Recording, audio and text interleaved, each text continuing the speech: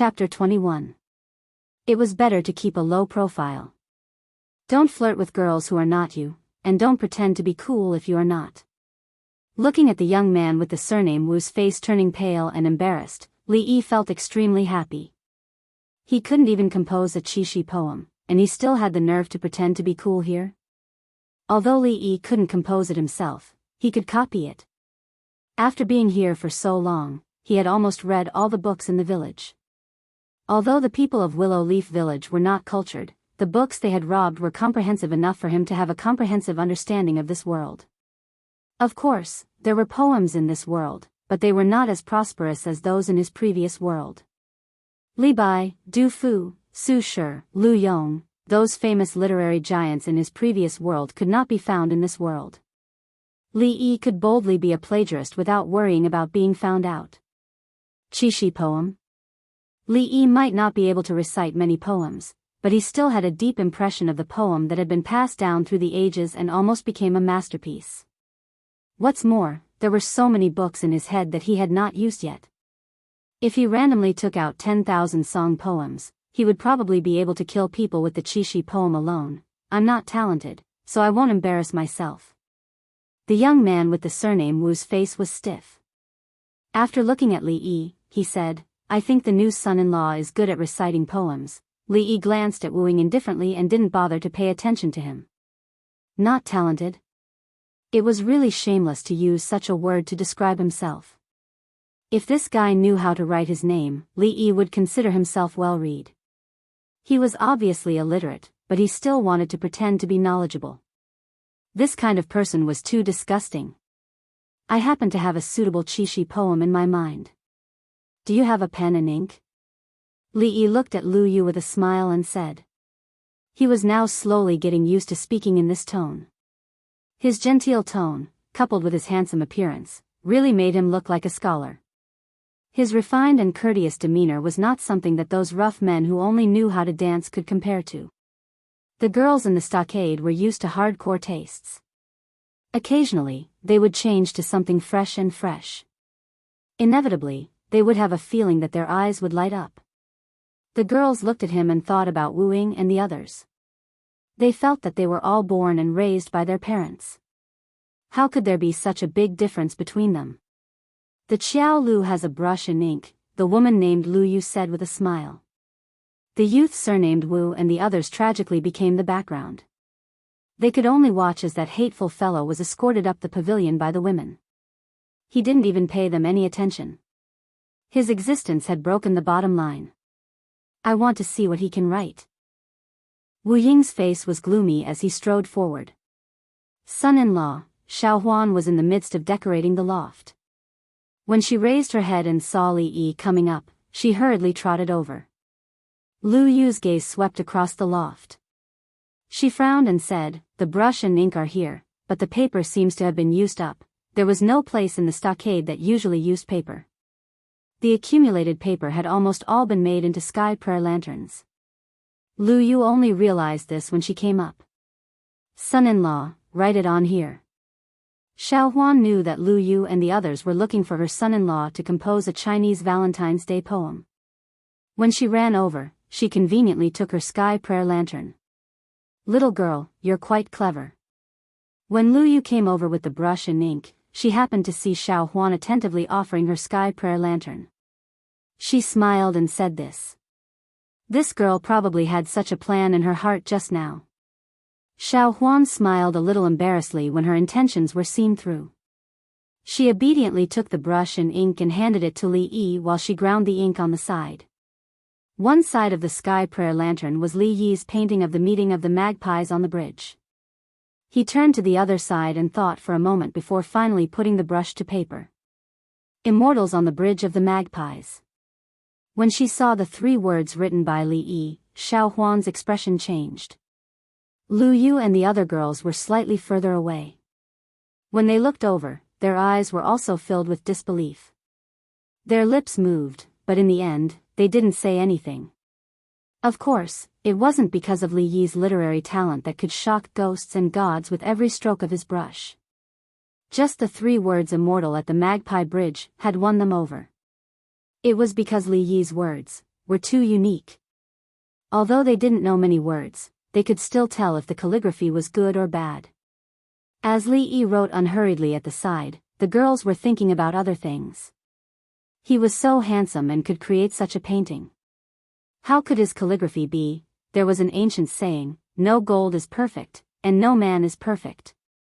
The ancients were not deceiving me. At this moment, the person with the most complicated feelings was, of course, Xiao Huan.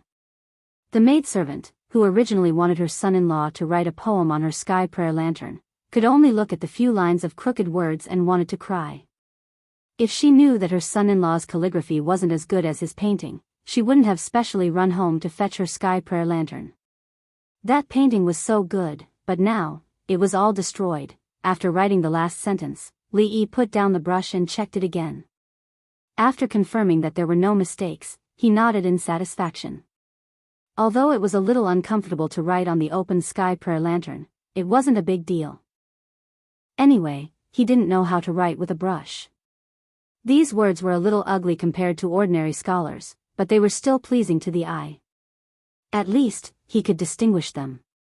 There were many books in his head, but it wasn't that fast to learn. It was impossible to immediately go from a novice to a master level.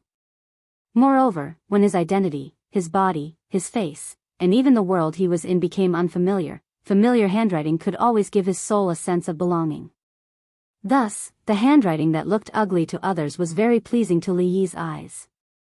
When he turned to look, he saw that the maidservant's expression had collapsed. The other maidservants were also looking at him strangely. He couldn't help but ask in confusion, "What's wrong?" At this moment, he saw a delicate and scholarly maiden standing behind Lu Yu take a few steps forward. She ignored Li Yi's scrawling words and looked at the words on the sky prayer lantern. Her beautiful eyes lit up and she couldn't help but read it out loud. Delicate clouds play tricks, flying stars spread hate, the silver river passes through the darkness. She paused for a moment before continuing, when the golden wind and jade do meet, it surpasses countless things in this world, tender feelings like water, a good night is like a dream, enduring the magpie bridge to return home. If two loves last for a long time. At this point, the maiden's eyes were already filled with amazement. Then, she became dazed. After a long silence, she read out the next line, if two loves last for a long time, how can they stay together day and night? The maiden's surname was Qin. Her grandfather was Mr. Qin, who used to teach at the academy. She had been taught by Mr. Qin since she was young, so she was quite well versed in poetry. When she started to read out the words, the hall quieted down. Although the maidservants didn't understand poetry and couldn't even read, it was already very impressive for them to be able to write a poem. Moreover, although they didn't understand poetry, Qin did. Looking at her expression, they could guess that the Qixi poem written by Li Yi was quite good. The youth with the surname Wu, who was blocked by the maidservants, wanted to say a few derogatory words after Li Yi finished writing. However, he couldn't think of any words no matter how hard he racked his brain. When he saw Qing's intoxicated expression and the maidservants' reactions, he couldn't help but snort coldly and leave the pavilion. Chapter 22. The burning turpentine heated up the air, and the sky lamp slowly rose into the sky. The fire gradually faded away, becoming smaller and smaller, and finally merged into the sky full of stars. The young girl put her palms together, her pretty face full of sincerity, and her heart full of good wishes, watching the sky lamp gradually drift away. After releasing the sky lamp to pray for blessings, there were more activities. The young girls laughed, the naughty children played, and the whole Willow Leaf village was in a lively atmosphere. Li Yi leaned on a big tree under the building, his eyes and thoughts drifting away along with the sky lamp. At this moment, he was incompatible with this festive atmosphere. As a stranger in a foreign land, he missed his family more during festive occasions. The loneliness and misery of living in a foreign land had never been so clear before. The more lively the surrounding atmosphere, the more the feelings hidden in the bottom of Li Yi's heart were revealed, until he could no longer suppress it. His mother's nagging often annoyed him, and his several crazy friends also made him feel that he was not careful in making friends. He often scolded the black-hearted boss behind his back who didn't give him overtime pay for working overtime, and sometimes he would sigh about his messy life. But these were all the things he missed the most now. Li, who was never very emotional, couldn't help but burst into tears at this moment. On top of the exquisite building, the woman stood there with her arms crossed, holding a long sword. She looked at the figure not far away, revealing a side of him that she had never seen before. A strange expression appeared on her face, one of surprise and astonishment. It was only now that she discovered that the impoverished scholar she thought she had seen through seemed to be covered with a mysterious veil. Son-in-law, a delicate figure ran over from afar. The young servant girl's pretty face was full of smiles, and her eyes curved into crescent moons. She lifted the hem of her clothes and said to Li as if showing off, "Son-in-law, I stole some fruit from there." Suddenly, as if she found something, her clear voice became panicked. "Son-in-law, why are you crying?" Li waved his sleeves and wiped the tears on his face without leaving a trace. He smiled and said, "It's nothing, sand got into my eyes just now." "Son-in-law, take these fruits, Xiao Huan will help you blow them." Under the girl's careful blowing sound, one of the sky prayer lanterns that rose into the sky swayed a few times in the air because the resin was about to burn out, then slowly fell down in a certain direction. In the dark night, the starlight cast a huge shadow. A magnificent city appeared in the flickering lights. The tall city walls separated the inside and outside of the city into two different worlds. The outside of the city was lonely and cold, but the atmosphere inside the city was almost boiling. The peddlers and shouts were mixed with the deafening sounds of gongs and firecrackers. For the people living in this city, the nightlife had just begun. On the main roads of the city, there was an endless stream of carriages and horses even before the sky turned dark. Outside the tall courtyard walls of some wealthy families, there was occasionally a corner of a colorful building. In the streets, alleys, brothels, and restaurants, all kinds of goods were displayed at the entrance, competing with each other in luxury. The ripples were clear and crystalline, reflecting the flickering lights on the surface of the river. There was an endless stream of pleasure boats and small boats. Singing and laughter lingered on the surface of the river, rising and falling again. And at this time, on a slowly moving two-story pleasure boat, a small poetry gathering had already reached its climax. "Brother Sue is so talented, I am ashamed. Tonight, Brother Sue's beautiful poem will probably take first place. Hee, it's just a coincidence. Naturally, I don't dare to say first place. I still need everyone's comments. Brother Sue is too humble. In terms of Qixi poems, no one here can compare to you." It seemed that a young scholar had made an excellent poem, attracting the admiration of the people around him. After a few excuses, youth Sue couldn't help but show a proud expression. Although tonight was only a small poetry gathering, the participants were only a few not famous poetry societies. Even if their works could take first place, it could only be circulated in a small circle. By tomorrow, it would probably be drowned in the vast sea of poems. But at the very least, at this moment, the youth surnamed Sue enjoyed the praise of the people around him. If a female singer were to sing it later, his vanity would be greatly satisfied. "Humph, don't you think it's too early to say such nonsense before the poetry gathering is over?" In the midst of all the praises, there was a sudden cold snort, which was particularly harsh. Everyone turned their heads angrily and saw a few figures walking towards them. "It's the Bailu Poetry Society." Seeing those people, the crowd frowned slightly. Obviously, they didn't like them. It was not strange. Since ancient times, scholars despised each other. Since they belonged to different poetry societies, they usually didn't look up to each other. In the poetry gathering, they were even more competitive. In particular, the other party had spoken rudely just now. Naturally, they wouldn't be nice to them. "Oh, what advice do you have, Brother Fong?" Youth Su raised his eyebrows and asked. "I can't say that I want to give advice, but I happened to get a Qixi poem by chance. How about asking the literary friends of the Dongli Poetry Club to correct it?" A young man in a cyan gown at the front said lightly. "I'm all ears." The youth Fong didn't stand on ceremony. There was a brush and ink on the table beside him. He simply picked up the brush and, after a moment of contemplation, started to write on the white paper. Everyone's eyes fell on the table at the same time. When the youth Fong wrote halfway, the group of people led by the youth Su slightly changed their expressions, and their expressions became somewhat unnatural. The style is sad and melancholy. Through the Altair and the weaving girl, it reflects the joys and sorrows of the human world. What a good poem. I'm afraid Su Wentian is still inferior to Fong Zhou. Those who could participate in the poetry gathering more or less had some cultural background. At this moment, the crowd looked at the poem written by the youth Fong. Compared with Su Wentian's poem, the former's poem was superior in both the choice of words and the idea. It was generally like this in the poetry gathering. Even if it was a rare good poem, it was common for others to beat it. It was not uncommon for a nameless poet to become famous and gain both fame and fortune with a good poem. This was the charm of poetry. After being defeated by his opponent with one poem, the youth Su led the people of Dongli Poetry Society to another place dejectedly. The victorious White Du Poetry Society began to enjoy the praises of the crowd. At this moment, no one noticed that a female singer who had just finished singing walked out of the cabin and came to the deck.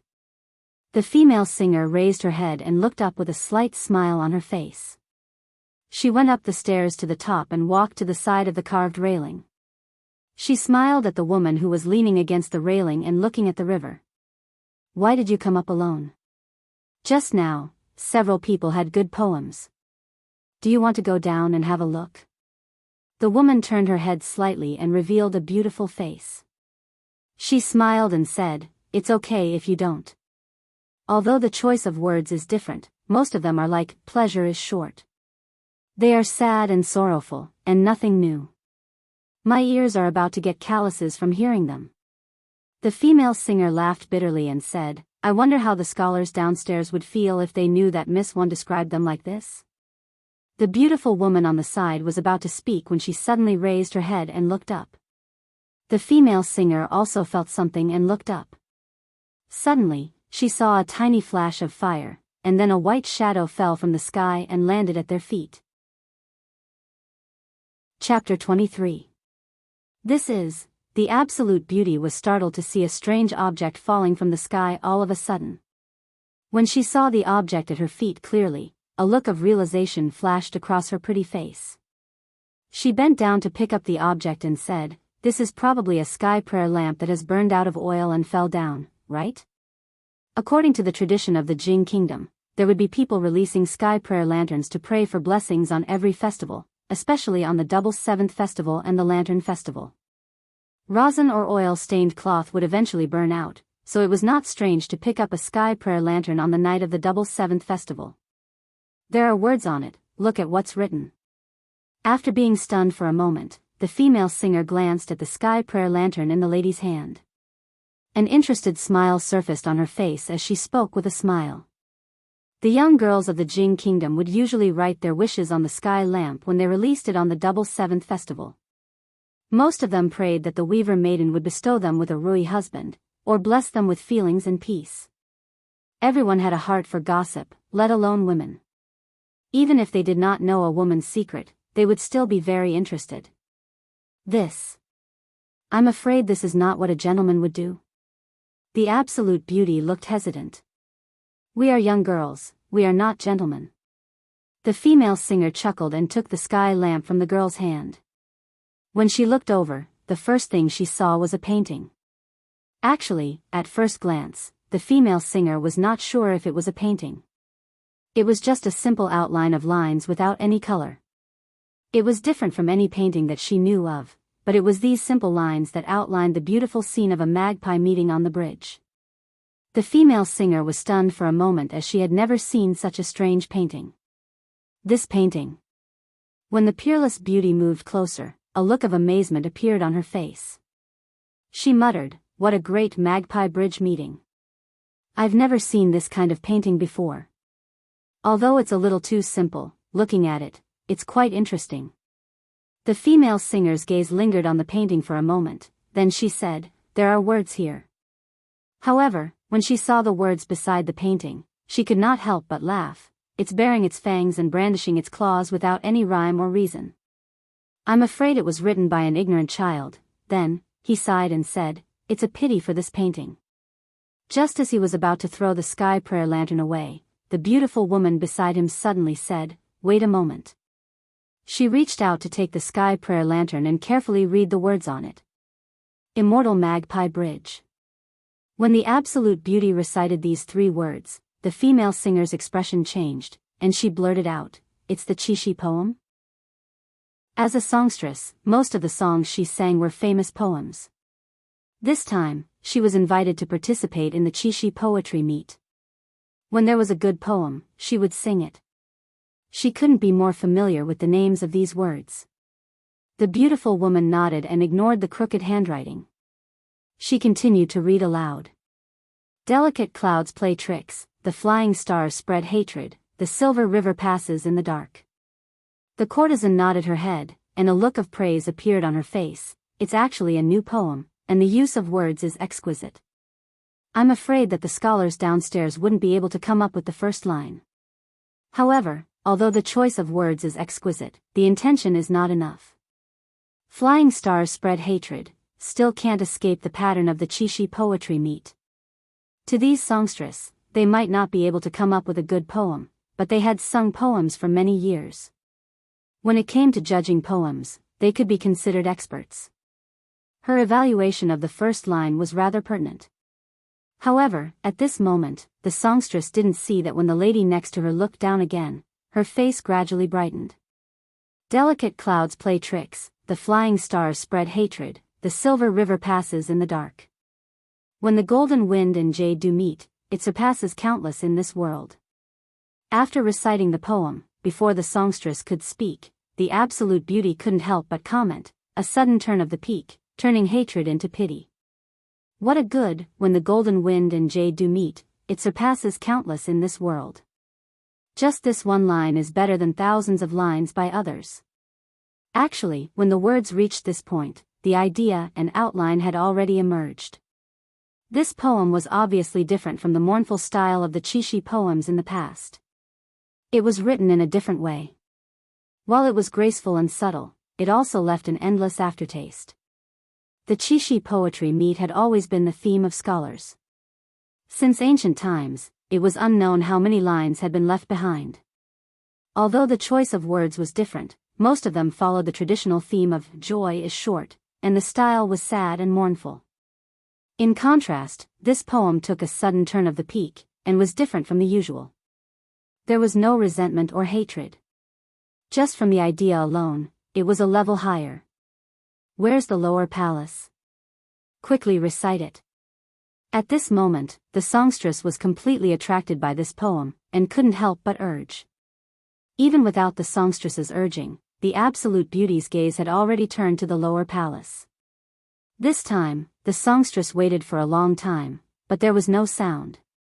When she turned her head to look, she realized that the absolute beauty's face had already undergone some obvious changes. She revealed a formal expression, and muttered a few words. Her expression gradually changed from formal to stern, tender feelings like water, a good night is like a dream, enduring the road of Magpie Bridge home. The songstress couldn't recognize it, and she peeked over and read it softly. If the feelings between the two were to last for a long time, how would they? When she read the last sentence, her voice gradually became softer, and finally, there was no more sound. On the pleasure boat, the two girls looked at the words on the sky lamp, and for a moment, they were dazed. Which girl didn't yearn for love? Which girl didn't fantasize about a period of sentimental love, finding a lover, helping each other in difficult times, and spending the rest of their lives together? But when the words, if the feelings between the two were to last for a long time, how would they be together day and night, appeared, it caused the girls' concept of love to waver. Love had to withstand the test of a long separation. As long as they could love each other sincerely, even if they were apart for a long time, it was much more precious than the vulgar pleasure of being together day and night. This was a difference in realm, and it far surpassed all the Qishi poetry they had seen before. The absolute beauty's red lips moved slightly, and she couldn't help but sing the immortal Magpie Bridge. This was a poem that she was extremely familiar with. The song was light and spirited, as if it came from the clouds, and floated on the surface of the river far away. Slightly behind the two of them, two green-robed scholars stood at the staircase. When they heard the song, an extremely shocked expression appeared on their faces. "I really didn't expect Lady Ruoqing to be so talented," one of them murmured. "What a good immortal magpie bridge. Whether it is the choice of words or the concept, they are all superb. We are ashamed that we can't compare." The person beside him had a look of shame on his face, and he tore the piece of paper in his hand that had his poem written on it into pieces. He was the publicly acknowledged winner of the Qixi Poetry Meet tonight, and he had wanted to bring his work up to be evaluated. After hearing the immortal magpie bridge, he no longer had that kind of thought. If the feelings between the two were to last for a long time, how would they be together day and night? I'm afraid that just this sentence alone is enough to be passed down through the ages. After an unknown amount of time, the absolute beauty sighed. Her pretty face still had an expression of endless recollection, and it was obvious that her mood had been affected by this poem. At the same time, the two scholars also quietly came down the stairs, and walked into the cabin from outside. In a split second, several people surrounded them. Chapter 24. It was hard to leave one's homeland. On the night of the Double Seventh Festival, while others were busy dating girls, Li Yi couldn't control his emotions and tears streamed down his face because he missed his homeland. After missing his homeland enough, he still had to continue living. He didn't want to think about what the future would be like for the time being. What Li Yi should think about now was how to lead his family to prosperity. He said that the pain in the wind and rain is nothing. Wipe your tears and don't be afraid. At least we still have dreams. The servant girl was worried about her son-in-law and secretly hid outside the window to eavesdrop. When the strange singing in the room gradually disappeared, the servant girl looked up and felt slightly relieved. She also prepared to go back to her room to sleep. The sky was full of stars. As it was midnight, the lively atmosphere in the Willow Leaf village gradually died down. A little further away, the sword-wielding girl leaned against a willow tree that was as thick as a few people. She sensed the steady breathing in the room not far away from her. She slowly exhaled a mouthful of murky air and disappeared into the darkness. At this time, Li Yi, who had already reunited with his homeland in his sweet dream, didn't know that because of his unintentional action, an invisible wave was gradually rising somewhere far away, back to the pleasure boat. When two young scholars walked into the cabin, they were still in a trance as if they had suffered a great blow in their lives. At this time, there were already people surrounding them. "Brother Fong, how is it? How did Lady Ruoqing evaluate it?" Tonight's Double Seventh Festival poem was first place.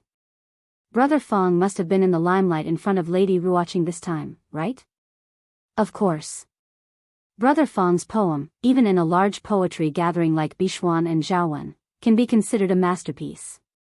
Just now, after a round of competition, the scholar named Fang Zhou used an excellent Qixi poem to beat everyone else and took first place in the poetry meet. Everyone praised him generously. That poem was indeed a masterpiece. Even if it was placed in one of the most popular poetry gatherings tonight, it wouldn't be buried. Tomorrow, when someone sorted out the most outstanding poems of tonight's poetry gatherings and compiled it into a book, Fang Zhou's poem might also be on the list. At that time, he would probably become famous. Just now, he had taken it out for Miss Ruoqing to appraise. Now that he had returned, everyone came forward to ask him about it. If he had heard everyone's praises just now, the scholar named Fang Zhou would definitely have enjoyed it immensely. However, at this moment, he only felt an indescribable irony. He smiled bitterly and said, regarding the matter of first place, "Everyone, please do not mention it again. My words are really not worthy of these two words." Sigh, Brother Fong is too humble, indeed. When it comes to Qixi poetry, no one here can compare to Brother Fong. When the crowd heard this, they all laughed and spoke, thinking that he was just being humble. Fang Zhou only shook his head and smiled bitterly. His expression was extremely awkward. After a while, the crowd also noticed that he was acting strangely, and the atmosphere finally began to change. Could it be that Brother Fong has seen an even better poem? Scholar Fong smiled bitterly and nodded. He took a few steps forward and walked to a table. He slowly said, "Just now, I heard Lady Ruoqing recite another Qixi poem outside. Everyone, please take a look." With a wave of the brush, 3 large words appeared on the white paper. Immortals at the Magpie Bridge. As each and every word was written out from Scholar Fong's hand, the noise in the hall gradually disappeared. Only the sound of the scholar's breathing gradually became heavier. When the last line of the poem was finished, the surroundings were so quiet that even a pin drop could be heard. After a while, a huge uproar drowned the entire room. Li Yi. The singer and the beautiful woman muttered this name as they walked down the stairs. Suddenly, she turned her head and asked, "Does Ruoqing know this scholar?" The beautiful woman had also been thinking about this question. She shook her head and said, "I've never heard of him before. But for the sky prayer lantern to be picked up by you and me, he must be a scholar nearby. But this name is really unfamiliar. With the standard of a normal scholar, I'm afraid they would never be able to write such a good poem in their lifetime. Could it be one of those few?" A look of suspicion appeared on the singer's face. She then said a few names. These people were all famous scholars in Qing and Prefecture. Their accomplishments in poetry were very deep, and many of their poems were widely read. Putting aside the fact that the name is different, just this handwriting. The lady named Ruoqing shook her head. After hesitating for a moment, she finally said, "Just this handwriting alone is not something that an ordinary scholar could write." There was another sentence that she didn't say. With her accomplishments in poetry, she could naturally see that even the people that the singer had just mentioned were far from being able to write such a poem. After a while, the 2 of them had reached the door of the hall. The singer pushed the door open and the 2 of them stepped in. Suddenly, they felt that the atmosphere was a bit strange. When they looked up, they found that the hall was frighteningly quiet. The scene of loud chatter was no longer there. Everyone was looking at them with a strange expression. The 2 women's hearts shook. They didn't know what had happened. At this moment, the scholar surnamed Fong stepped forward and smiled bitterly at the beautiful woman. He raised his hands in a fist salute and said, "Miss Ruoqing is very talented. Now that this immortal of the Magpie Bridge has appeared, I'm afraid we don't need to write Qixi poems in the future. I didn't think that Miss Ruoqing was such a talented woman. My apologies. If you have such talent, why hide it earlier? Such talent really makes us men feel guilty." Although in this day and age, the status of women was not very high, but for those who were not any less talented than them, they could still receive the respect of these scholars.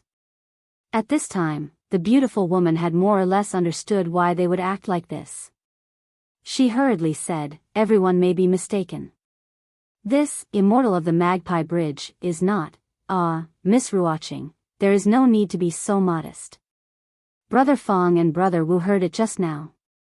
Yes, I'm afraid we won't be able to write such a poem in our lifetime."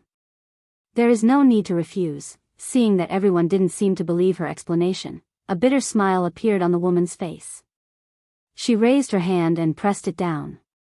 When her voice died down, she opened her mouth and said, "If I said that this poem fell from the sky and I happened to pick it up, would you believe me?" The surrounding atmosphere was silent for a moment, and then someone laughed out loud. "Hee hee, miss, you must be joking." Everyone looked at the beautiful woman strangely. Their faces revealed an expression that said, "Don't take us for fools." If this kind of poem could casually fall from the sky, then what was the point of having scholars like them? They might as well go home and farm, and compose some useless poem. Seeing this, the absolute beauty could only smile bitterly and take out the sky prayer lantern that she had picked up earlier. Not long after, between the 2 pleasure boats on the river, a paper raft was sent over. After it was picked up by someone, it spread like snowflakes. This was the usual practice in the past. During such a large-scale festival, if a poetry competition produced a good poem, it would be taken out to exchange and correct with others. The poem would be passed around in many poetry competitions. When dawn came, someone would extract 10 of the most popular poems and compile them into a book, naming it Chishi Poetry Collection or something like that. For a long time to come, these poems would become the signature songs of the brothels, and they would soon spread far and wide. Tonight, a poem on the 7th day of the 7th lunar month called Immortal of the Magpie Bridge spread through the two shores of the Yuan River in this manner, causing quite a commotion. At this time, in the Willow Leaf Village, the scholar named Li Yi suddenly felt a chill in his sleep. He unconsciously frowned and wrapped his blanket tightly around himself. He turned over and continued to sleep. Chapter 25. When Li Yi woke up, the sky was already bright. He estimated the time and found that it was almost 10 o'clock in the future. In the past, Xiao Huan would wake him up early. After washing up, it was time to go to school to teach the naughty children. Today was the first day after Chinese Valentine's Day. By right, Li Yi should be telling the naughty children about the battle between the Monkey King and the Yellow Wind Monster. But according to the time he woke up today, if he went to school now, the class would be over by the time he got there. After getting dressed, he just got out of bed and saw Xiao Huan coming in with a basin of water. She looked up and saw Li Yi, saying, "Young master, you're awake. Why didn't you wake me up this morning?" After sleeping for a long time, Li Yi still felt a little dizzy when he got up. He rubbed his swollen head and asked, "I saw that you were sleeping soundly this morning, so I didn't wake you up." Xiao Huan put the copper basin on the shelf and said, "Young master, wash up first. I just went to the school and told the children to come to class tomorrow." In fact, Li Yi didn't have the mood to teach the naughty children today. He casually washed his face with the water in the copper basin and symbolically wiped his face with a dry cloth. In this era, there was something called soap, which was equivalent to the soap of the future. But it was used by high officials and nobles to wash their faces or bathe. Ordinary people couldn't afford it at all. Li Yi had long been thinking about how to make soap. As an Aquarius with a little obsessive-compulsive disorder, it was hard to bear not being able to wash his face clean every day. After washing his face, he dipped a willow branch in a little salt and brushed his teeth simply. Salt was still very expensive in this world, almost no poor people would use salt to brush their teeth. But he did not want to learn from Xiao Huan, chewing on willow branches to clean his teeth. That thing tasted too bitter. It was not that bad. When he walked out of the door, he happened to see Lu Rui coming back from outside. Her forehead was slightly sweaty. She should have just come back from practicing. She just glanced at Li Yi and didn't say anything. Then she went back to her room to take a bath. Li Yi's room was in the front yard, while the backyard was Xiao Huan and Lu's sister Rui's room, which he had never entered. Looking at Rui's disappearing figure, Li Yi's lips twitched. She was pretty and thick-skinned. She had cheated him of a few hundred copper coins, yet she still pretended that nothing had happened. At the very least, Li Yi could not do this. "Hey, Xiao Huan is here." A rough voice suddenly came from the side, startling Li Yi. When he turned his head, he saw a burly middle-aged man walking into the courtyard. When he saw this man, Li Yi's body trembled and his face immediately darkened. The burly man and him could be considered old acquaintances. At that time, when Lu Rui gave the order, it was this man who flipped off the horse and threw himself onto it. Suddenly seeing this familiar face, Li Yi felt a faint pain in his lower abdomen. "Uncle Fong, what can I do for you?" Xiao Huan was very friendly to this man and said with a smile. The man smiled honestly and waved the things in his hands. He said, "I just hunted a pheasant from the mountain this morning. Take it and stew it for Miss to nourish her body." Only then did Li Yi realize that the man was carrying two unknown objects in his hands. A golden crown, colorful feathers, a red belly, and long tail feathers, a red-bellied golden pheasant. Li Yi glanced at the man. This was the pheasant he hunted on the mountain. Hunting and killing animals protected by the country was illegal in the future. However, a golden pheasant was still a chicken. It was fine as long as there was meat. Moreover, wild pheasants should be much more delicious than the hens raised by the Wu family, right? In an instant, when Li Yi looked at the man again, he actually felt that the originally hateful face was much more pleasing to the eye. Xiao Huan looked troubled and said, "Uncle Fang, take these 2 pheasants back and let Auntie stew them for the children. We haven't finished eating the pheasants that the son-in-law picked up 2 days ago. Last year's harvest was not good, and every family in the village had a hard time. The Lu family was better off. After all, they were the main family, and at least they would not starve. However, there were many people who even had to carefully plan their 2 meals a day. The man in front of him belonged to this category. He probably did not eat meat twice a year. If he accepted this pheasant, not only would the miss blame him, but Xiao Huan herself would also not be able to help him. I don't dare to refuse an elder's gift. Xiao Huan, you can't be so rude." Li Yi strode over and took the pheasants from the man with a smile on his face. "Well, Uncle Fang, right? Thank you." The man was stunned for a moment, then he said with a silly smile, "I'm a rough man, I don't know anything about refusing. My family said that if it wasn't for the old master who gave us a mouthful of food, we would have starved to death. We can't be heartless. We don't have much at home, so you can take these 2 pheasants." The smile on Li Yi's face became even brighter. The people of ancient times were really simple and adorable, son-in-law. The little servant girl tugged at the corner of Li Yi's clothes. She opened her mouth, but in the end, she did not say anything. The man turned his head and looked at Li Yi. Seeing his thin and weak body, he gave a silly smile and reached out to pat him on the shoulder. He said, "Son-in-law's body is so thin, you should eat well." A strong force suddenly came from his shoulder. Li Yi's body staggered and he almost knelt on the ground. Seeing this, the man was stunned again, then he scratched his head in embarrassment. "I'm really sorry, my hands are strong and I forgot that you are a scholar. Your body is weak, please don't blame me." Li Yi's face twitched a little. He wondered if this guy's honesty was fake. "Well, if there's nothing else, I'll go back first. My family is still waiting for me at home." The man rubbed his hands and said with some embarrassment, "Goodbye, Uncle Fang."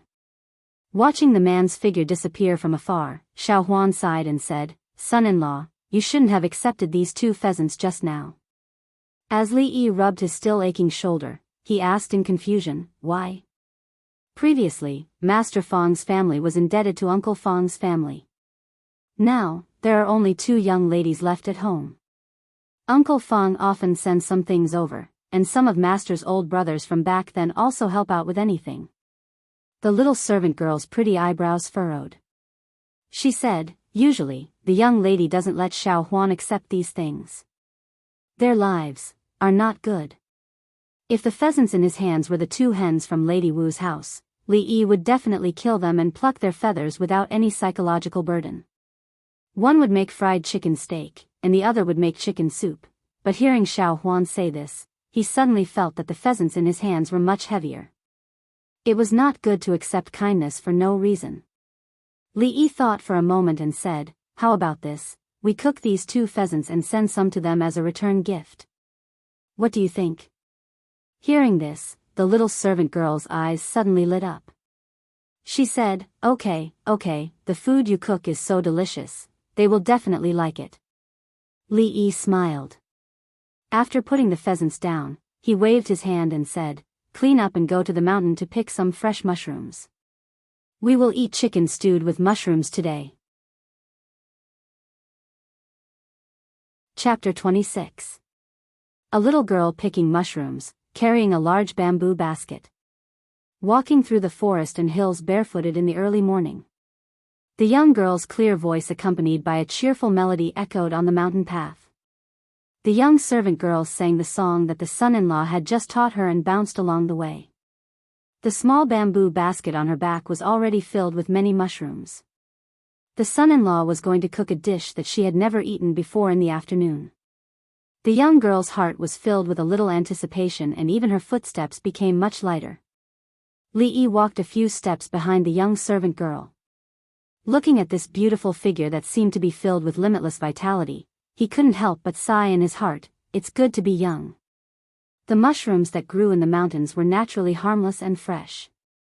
Whether it was chicken stew with mushrooms or a bowl of delicious mushroom soup, they were the best choice of ingredients. "Son-in-law, come look, this mushroom is so beautiful." The young servant girl's startled voice once again rang in Li Yi's ear. When he turned his head to look, he found that Xiao Huan was excitedly running to a certain tree and plucking an orange-red mushroom that was covered with white scales. "This mushroom is so beautiful, it must be very delicious." The young servant girl walked in front of Li Yi as if she was asking for praise and said while holding the mushroom. Li Yi carefully looked at the mushroom in Xiao Huan's hand and quickly found a similar picture in an atlas of fungi in his mind. He then smiled and shook his head, saying, "This mushroom can't be eaten. If you eat it, you will have a stomachache." "Why?" The young girl didn't understand. Why would eating such a beautiful mushroom cause diarrhea? This is a fly-catching fungus, also known as a poisonous fly fungus. It is a type of poisonous mushroom.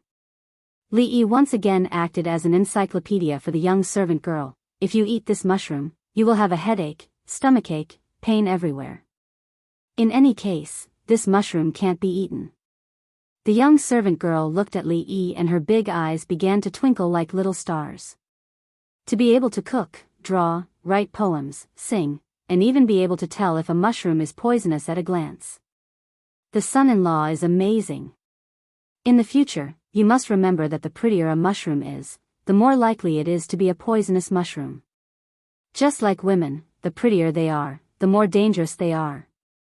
Seeing that most of the mushrooms had been picked and they were about to go home, Li Yi lectured the little servant girl on the philosophy of life. This little girl's mind was as pure as a piece of white paper. If she was sold, she would probably have to count the money for the other party. Usually, she had to set up a correct view of the world so that she would not be taken advantage of in the future. Such a beautiful mushroom, how could it be poisonous? The young maidservant looked at the mushroom in her hand and thought of what Li Yi had said just now. She hurriedly threw the mushroom away and said to herself, "The more beautiful they are, the more dangerous they are. It's not like that. Eldest Miss and Second Miss are both so beautiful." As she said that, the young maidservant's pretty face blushed and she muttered softly, "Actually, Xiao Huan is also quite beautiful." She looked up and realized that Li Yi had already walked more than 10 steps away. She immediately stopped thinking about these things and hurriedly chased after him. "Son-in-law, wait for me." When Li Yi and Xiao Huan returned to the stockade village, along the way, there were many people who greeted Xiao Huan. Li Yi memorized each and every one of these people's faces in his heart. Generally speaking, those who were friendly to Xiao Huan were all on Lu's sister Rui's side. When they passed by one of the houses, they saw a brat about 7 or 8 years old, who was wearing coarse clothes and had patches all over his body, squatting at the door and eating. When he heard someone coming, he looked up and timidly called out, "Sister Xiao Huan." This mischievous child, Li Yi, looked very unfamiliar. He definitely hadn't been to school, so Li Yi guessed that he shouldn't be a member of the Lu family. Most of the people in the Willow Leaf village had 2 meals a day, and the time was not fixed. When they passed by, Li Yi glanced at the mischievous child's bowl. It was black and he didn't know what it was. When he got closer, there was also a kind of unpleasant smell. It was hard to imagine that this was actually something that people ate. However, for the mischievous child, this seemed to be a delicacy. He ate it happily. In his other hand, there was also an object that looked like a steamed bun. It was also black, and when he bit into it, there was a crunching sound. Looking at the mischievous child with great difficulty, the muscles at the corner of Li Yi's mouth were a little impulsive, and he faintly felt a toothache. A strong figure walked out of the house. After seeing Li Yi and Xiao Huan, he was stunned for a moment. He immediately smiled honestly and greeted the two of them. Li Yi was also stunned. Wasn't this big man the one who gave them 2 pheasants in the morning? Looking down at the thing in the mischievous child's bowl again, Li Yi couldn't believe it. The big man who gave them meat so readily in the morning actually had his own child eating this kind of thing? The big man walked out of the house and gently kicked the mischievous child sitting on the ground. He scolded, "Little bastard, what are you waiting for? This is the son-in-law, hurry up and call someone." "Greetings, son-in-law." after being kicked by his father, the mischievous child put down the bowl and cornbread and timidly barked. Woof! A yellow dog ran out of the house. Perhaps it felt that the young man in front of it was very unfamiliar, so it barked at Li-yi twice. Suddenly, it fiercely sniffed its nose. When it glanced at the cornbread on the side, its eyes suddenly lit up. It bit the cornbread and disappeared in front of them at a shocking speed. Seeing this scene, the mischievous child was stunned, Xiao Huan was stunned, and Li-yi was stunned. The big man was also stunned. However, in the next moment, Li-yi suddenly heard an explosive roar in his ear. The big man's bear-like body had already chased after the dog. "Dehei, if you dare eat that cornbread, I'll kill you today to go with my wine."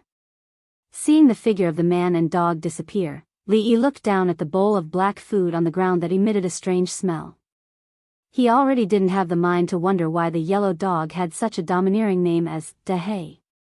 That big man gave them 2 pheasants, but his own family ate this kind of thing. This made Li-yi shocked, and he couldn't help but sink into deep thought. In the Willow Leaf Village, the Liu family was like the landlord. They owned all the land, and although their lives weren't good, it wasn't too bad. However, most of the people were like the big man just now. They were almost equivalent to tenant farmers living at the lowest level of society. They were only able to feed their families and not starve to death. If they encountered a bad harvest year, they probably wouldn't even be able to fulfill this minimum requirement. Li-yi found out from Xiao Huan that last year was a disaster year with a large decrease in harvest, so everyone in the stronghold was currently living a very difficult life. In all fairness, if it was Li-yi himself, he definitely wouldn't do what the big man did under such circumstances. Perhaps, this was the most admirable aspect of the people in this world. Li-yi couldn't help but admit that he was moved by the simple and honest big man in front of him, or in other words, the simple customs of this world. Chapter 27. When he was cooking in the afternoon, the sesame oil that he had pocketed during the Qiao festival finally came in handy. In this era where there was only steaming and boiling, being able to eat authentic stir-fried dishes was the happiest thing that Li-yi could feel at this stage. He used lettuce leaves to make a plate of stir-fried green vegetables. After the water celery from the river was blanched in the pot, it had a special flavor when mixed with cold water. The pheasant that the burly man brought over was made into chicken mushroom stew by Li-yi. They were all fresh ingredients, plus a simplified version of kung pao chicken and a delicious mushroom soup. 2 meat dishes, 2 vegetables, and 1 soup. In the future, it might seem a little shabby, but now, it made Li-yi feel like he was celebrating the new year. For many people living in the Willow Leaf Village, they might not even be able to eat so much during the new year. Xiao Huan. When the last mushroom soup was out of the pot, Li-yi tasted it. It tasted pretty good, so he shouted towards the door. The little servant girl ran in like the wind and hurriedly said, "Young master, what's the matter? Take some of these dishes and send them to Uncle Fang's house. We'll start eating when you come back." Li-yi took off his apron and said to Xiao Huan while washing his hands, "I'll go right away." Xiao Huan was already craving for food just by smelling the fragrance of the dishes. She quickly found a food container from the kitchen, washed it, and divided a portion of each dish. At this moment, in a dilapidated courtyard, a dirty child looked at the burly man named Fang and said weakly, "Father, I'm hungry." A woman in coarse clothes touched her child's head lovingly, and a trace of helplessness flashed in her eyes. The burly man glared at a dog that was limping in the courtyard. In the end, he did not manage to snatch back the last cornbread. When he turned his head, a trace of bitterness appeared on his face, and he said, "Bear with it a little longer. When I get my salary tomorrow, I'll come back and buy you some steamed buns." Hearing the word steamed buns, a trace of color suddenly appeared in the child's eyes. He nodded his head and said, "Father, I'm not hungry anymore. I'll go out and play." Looking at the back of the child who seemed to be full of energy, the big man shook his head helplessly. For them, as long as the harvest of one year was bad, the following year would be a torment. At the same time, the naughty brat, who had just opened the door and was about to run out, saw a figure at the door. He suddenly stopped in his tracks and stood there, calling out in a low voice, "Sister Xiao Huan." The big man turned his head and saw Xiao Huan standing at the door. He hurried over and asked, "Xiao Huan, why are you here? Is there something on Mrs. side?" "That's not it." Xiao Huan smiled and handed over the food box in her hand, saying, "Son-in-law asked me to send this over." "What is this?" The burly man was a little puzzled as he opened the lid of the food box. In an instant, a rich aroma wafted out. When the naughty brat smelled it, he took a deep breath. A trace of saliva flowed from the corner of his mouth, and his stomach began to growl again. The big man was stunned for a moment and immediately said, "No, no, Xiao Huan, quickly take these back. For those living at the bottom of society, food was always the most important." This was because only by surviving would they have the right to talk about other things. The food that the burly man usually ate at home was just a few grains of rice mixed in with some wild vegetables, and that was enough to last them through the winter. However, there were vegetables and meat in the food box.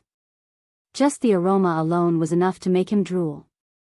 To the burly man, this was already an extremely valuable item. Xiao Huan did not take the food box. She smiled and said, "Uncle Fong, just take it. We can't finish it anyway. Son-in-law is still waiting for me to come home for dinner. Goodbye, Uncle Fong." "Xiao Huan," the burly man called out a few times. Seeing Xiao Huan's figure gradually disappear into the distance, he could only smile helplessly.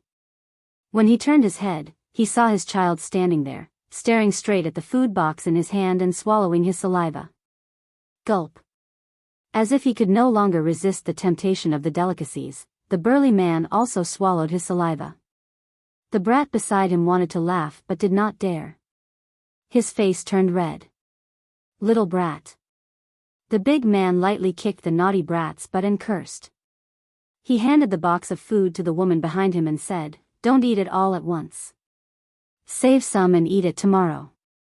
Just as the burly man's family sat around the table and were about to swallow their tongues in front of the delicacies they had never eaten before, Li Yi was also sitting at the table. Two pairs of eyes looked at him in confusion. After a long time, Lu Rui was the first to ask, "Is today an important day?" "No." Li Yi shook his head and said, "If it's not an important day, then why is the food so sumptuous?" The confusion in Lu Rui's eyes deepened. "Because of willfulness?" Li Yi really did not know how to answer this question. Wasn't it just cooking 2 extra dishes? Did he really have to give a reason? Couldn't he make a good meal for the brat to reward him for being tired from class? This reason did not seem very convincing, because he had not taught the brat for a few days. He sighed in his heart. It seemed like he had to quickly improve the family's living standards. He really could not stand the days where he could only eat a piece of meat during the holidays. He picked up a piece of chicken meat and tasted it. He could not help but nod in satisfaction. As expected of a second-class protected animal, the taste was not something the hens raised by Madame Wu could compare to. Lu Rui glanced at him and did not say anything. After all, the food she ate every day was worlds apart from before. In comparison, she was not so concerned about the source of the food. As for how many chickens Madame Wu had lost, it had nothing to do with her. She had never eaten the 2 dishes in front of her before. They smelled good. Soon, Lu Rui's attention was diverted elsewhere. "Oh right, there's almost no food at home." After dinner, it was Li Yi who cleaned up the mess as usual. When Lu Rui walked out, Li Yi said casually. The footsteps at the door paused, and soon a voice was heard. "Rui will go down the mountain tomorrow. I will ask her to buy some food." Go down the mountain? Li Yi's eyes lit up when he heard that. Green Willow Mountain was located in the Qing and prefecture of the Jing Kingdom. After going down the mountain and walking along the official road for about 2 hours, the prefecture was located. Li Yi had been on the mountain for quite some time. Although he had 100 copper coins in his wallet, he could not spend them on the mountain. He had long wanted to see the prosperous world below the mountain and experience the luxurious life of the ancient times. He wanted to know what it was like. Chapter 28. The Anqing Prefecture was located in the southwest of the Jing Kingdom. It was once the capital of the Jing Kingdom and was extremely prosperous. It was the second largest capital city in the Jing Kingdom after Jingdu at this moment. On the official road leading to the southwest gate of the Anqing Prefecture, a few sturdy horses with shiny fur galloped over. A woman dressed in white pulled on the reins and the horses let out a long neigh in pain. They raised their hooves high in the air and stopped some distance away from the city gate. Neigh. A few sounds rang out in succession. A few sturdy men skillfully dismounted from their horses.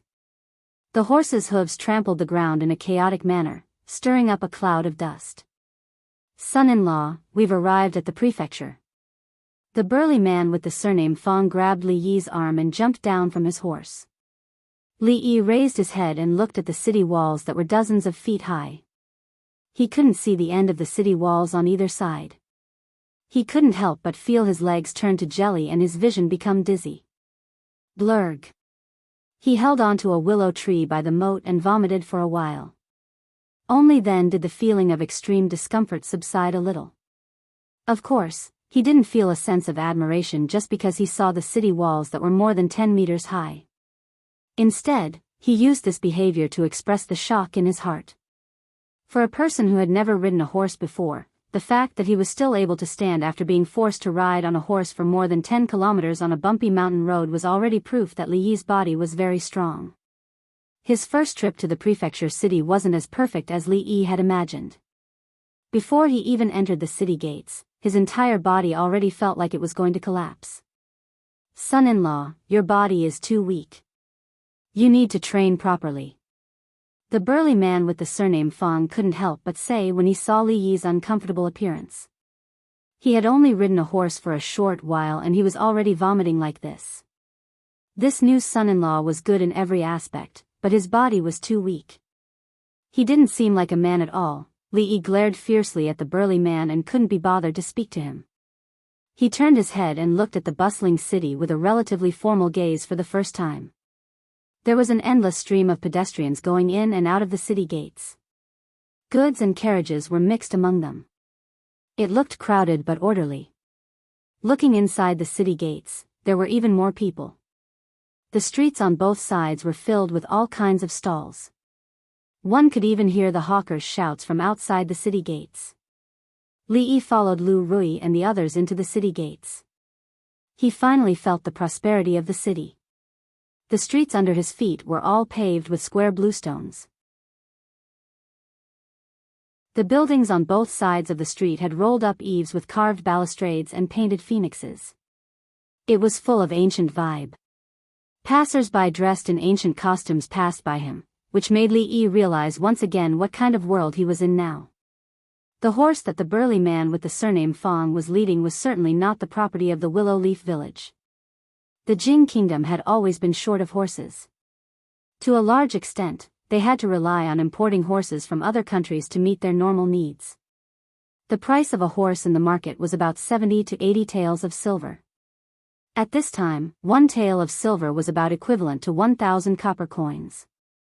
Li Yi roughly estimated the price of goods in this era. 1 copper coin was probably equivalent to 50 cents in the future.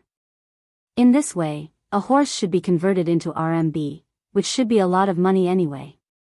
If every family in the Willow Leaf Village had a horse, they wouldn't have to eat rice and vegetables. The average standard of living would definitely be above moderately well off, and they would take big strides into the middle class. This was just like an old saying that a person who rode a handsome horse was not necessarily a prince. It could also be a horse breeder. Yes, raising horses was the sideline of some people in the Willow Leaf Village, including the burly man with the surname Fong. Most of these people's fathers were mountain bandits, so they had the pure blood of mountain bandits. Mountain bandits who didn't know how to raise horses were not good mountain bandits. Fortunately, they all inherited the excellent genes of their fathers. Although they all looked rough, their equestrian skills were superior to ordinary people. They could use this skill to earn some extra money and supplement their family income. However, since ancient times, most of the coolies could only get enough food and clothing. The exploitation in the feudal society was even more serious. The wages they received could only ensure that their families wouldn't starve to death. Every month, the burly man would take these horses down the mountain for inspection and collect their wages for the previous month. On the way here, Li Yi had asked him about it. The monthly wage for raising a horse was 100 copper coins, which was pitifully low. It was only enough to buy a few caddies of rice. Furthermore, there were only 4 months of time to raise a horse every year. With a few hundred copper coins, they would have to support them for an entire year. After making an appointment to meet at the place where they would go back, the burly man with the surname Fong and the others took the horses and left. In the blink of an eye, Li Yi and Rui also disappeared, leaving him alone. This made Li Yi confused. Weren't they afraid that he would take the opportunity to run away? Thinking of the crazy old man who wanted to catch him, he couldn't go back to his previous home. Weighing the money bag, Li Yi suddenly felt that staying in the Willow Leaf Village was not bad. He spent 4 copper coins to buy 2 steamed buns on the street and took a bite. The skin was thin and there was a lot of filling. After eating the 2 steamed buns, the hunger in his stomach suddenly disappeared. Li Yi couldn't help sighing in his heart. In the past, when he bought steamed buns outside, he couldn't even see the filling after taking a bite. Those guys who only had money in their eyes wanted to sell steamed buns as steamed buns. In comparison, the people in ancient times were more honest. He had already spent 4 of the 128 copper coins. Originally, Li Yi wanted to rely on this money to live a good life, but the reality was cruel. After walking around the street, Li Yi found that it seemed that he could only eat steamed buns. Whether in modern or ancient times, he was poor, which made Li Yi inexplicably sad in his heart. Especially after seeing the prosperity of Anqing Prefecture, Li Yi had made up his mind to immediately think of ways to make money when he went back. Modern people had their pride, not to mention that he had a cheating device that could be said to be against nature. If he still lived a life of eating rice and vegetables all day, it would be too embarrassing for a time traveler. While walking around, he bought some vegetable seeds from a roadside stall. He happened to see hawthorn selling in a nearby stall, so he also bought a few kilograms. He hadn't used the white sugar that he had embezzled last time, and it had been a long time since he had tasted the taste of candied hawthorn. Even in the entire Jing Kingdom, Anqing Prefecture could be considered as one of the most prosperous cities. There were brothels, and rows upon rows of brothels. It was a pity that Li Yi could only wander in front of these places. After walking around the street, he was a little tired, so he found a corner to rest. This was a street corner with slightly less people. Not far from Li Yi, there was a table and a chair. On the table, there was a brush, ink, paper, and inkstone. There were also some paper tubes on the side. A young scholar was sitting there, holding a thread-bound book in his hands and reading it attentively. These days, when scholars were short of money, it was a very common thing to set up a table and sell paintings and calligraphy on the street. Just as Li Yi was thinking about whether or not he should do the same in the future when he was short of money, a man wearing coarse clothes suddenly ran over from afar. He ran up to the scholar, said a few words while panting, and then left. After the man left, the scholar's expression immediately became a little anxious and nervous. He suddenly raised his head and saw Li Yi standing under a nearby tree. His eyes suddenly lit up, and he quickly walked over. Chapter 29. Under Li Yi's flabbergasted gaze, the scholar walked in front of him and cupped his hands in greeting. With a slightly hurried tone, he said, "Brother, I have some urgent matters at home. Could you help me look after this painting stall for a moment? Once I'm done with the matters at home, I'll rush over as soon as possible." Li Yi could tell that the scholar had really encountered something. Since he had nothing better to do, and he didn't know when Lu Rui and the burly man surnamed Fong would arrive, he wouldn't lose anything by helping the scholar look after his stall. He could even find a place to rest, so why not? Under the scholar's expectant gaze, Li Yi nodded. "Many thanks, brother."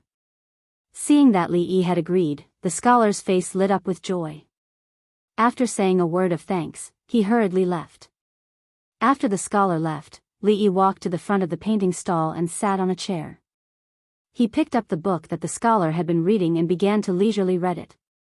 After a few minutes, Li Yi shook his head and threw the book to the side. The book was filled with biographies of some people. It was dry and boring to the extreme. He didn't know how the scholar had read it with such relish. Li Yi was only a fake scholar. It was difficult for him to sit there and not move while reading this thing. He looked at the table and saw a completed painting. The painting was of a woman. Her face was like a hibiscus, her figure was slim, and she was quite beautiful. He casually pulled out a few paper tubes and opened them. They were all completed paintings of people and landscapes. From a layman's point of view, the scholar's painting skills were not bad. However, when he thought about it, it was normal. In this era, even if scholars weren't proficient in poetry and painting, they would definitely know a little. If they didn't have some skill, they would be embarrassed to call themselves a scholar. Looking at the things like brushes, ink, and paints, Li Yi couldn't help but feel an itch. Over the past few days, he had also digested quite a number of books on painting techniques. In his heart, he was still thinking that if he couldn't make it in the future, he would learn from this scholar and set up a painting stall on the street.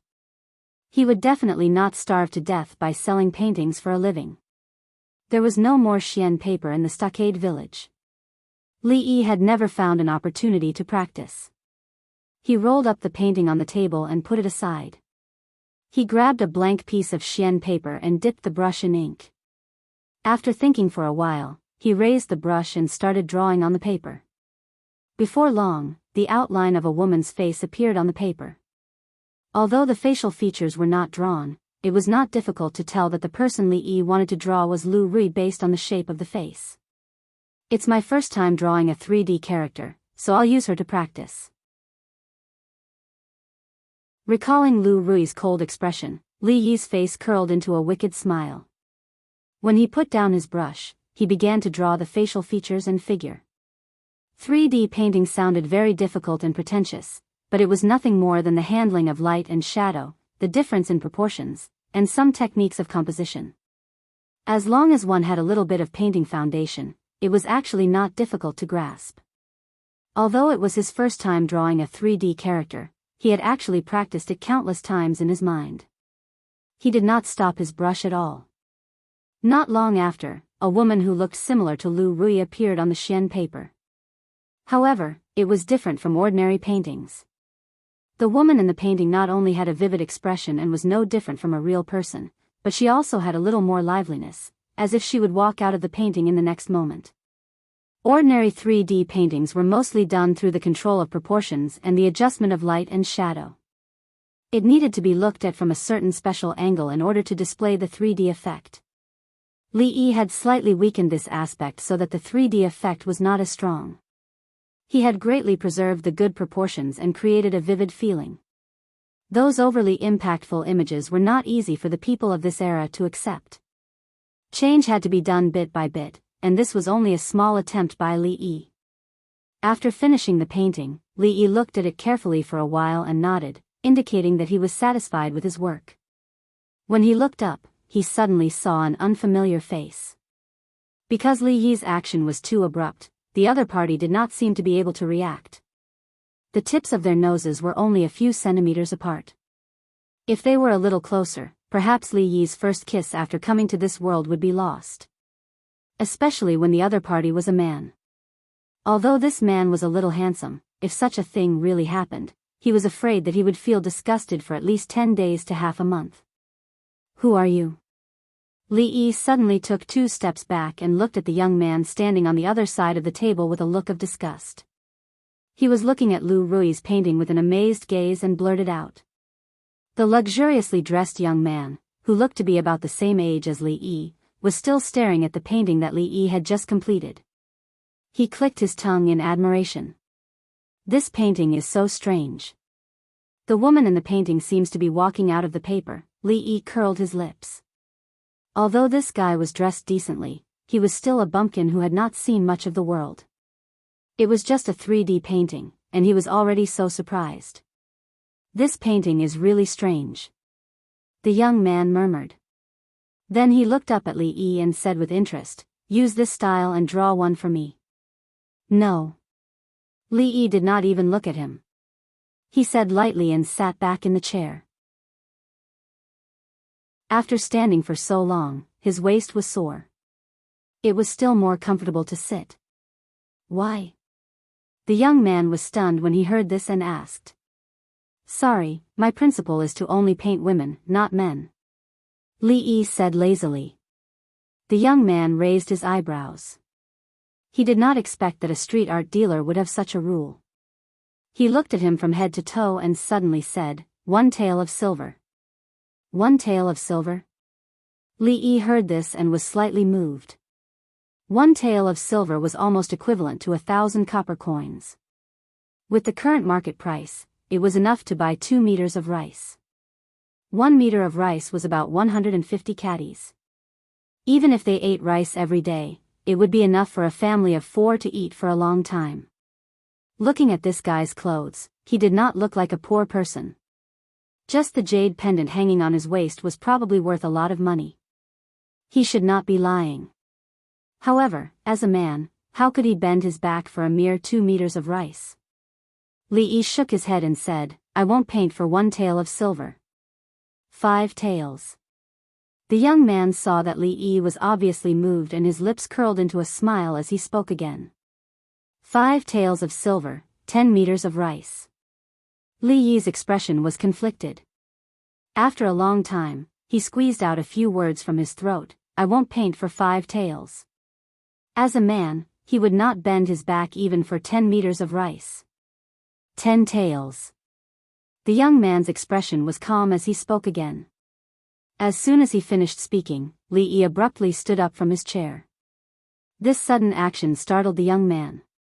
At the sight of this scene, a few figures who were squatting in a corner nearby stood up abruptly, their hands involuntarily reaching for their waists. At this moment, Li Yi warmly patted the young man's shoulder and smiled. "When I first saw you, I felt a sense of familiarity. Now that I think about it, you look very much like an old friend of mine. Based on this point alone, what harm is there in breaking the rules today?" Seeing that the scholar in front of him seemed to have changed into a different person, the young man was stunned and could not react for a moment. Chapter 30. This scholar is also a wonderful person. After about an hour, the young nobleman glanced at Li Yi and nodded with satisfaction as he held the portrait that Li Yi had just drawn for him. He snapped his fingers lightly and a passerby who was squatting at a nearby stall immediately stood up. He took out a silver ingot from his bosom and threw it on the table in front of Li Yi with a "pa" sound. The money and goods were settled. Seeing the young nobleman walking away, the passers-by around him suddenly reduced by half. Li Yi imitated the scene in the TV and bit the ingot with his teeth, but he didn't bite anything. He raised his head and saw that the passers-by were looking at him with an unusually fiery gaze. He hurriedly put the silver ingot in his bosom.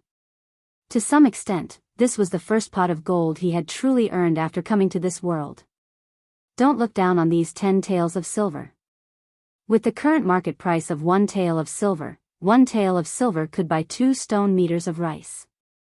These 10 taels of silver were enough for a family of 4 to live on for several years. Touching the silver ingot in his bosom, Li Yi couldn't help but sigh in his heart. The people in the city were indeed rich. In this way, he only needed to draw a painting like this every day and he would soon be able to live an early retirement life. Of course, this was only the most ideal situation. Except for that nobleman who looked dignified but seemed to have a screw loose in his head, there were probably not many people who would spend 10 taels of silver to buy such a painting. With the silver ingot in hand, Li Yi's mood was much better.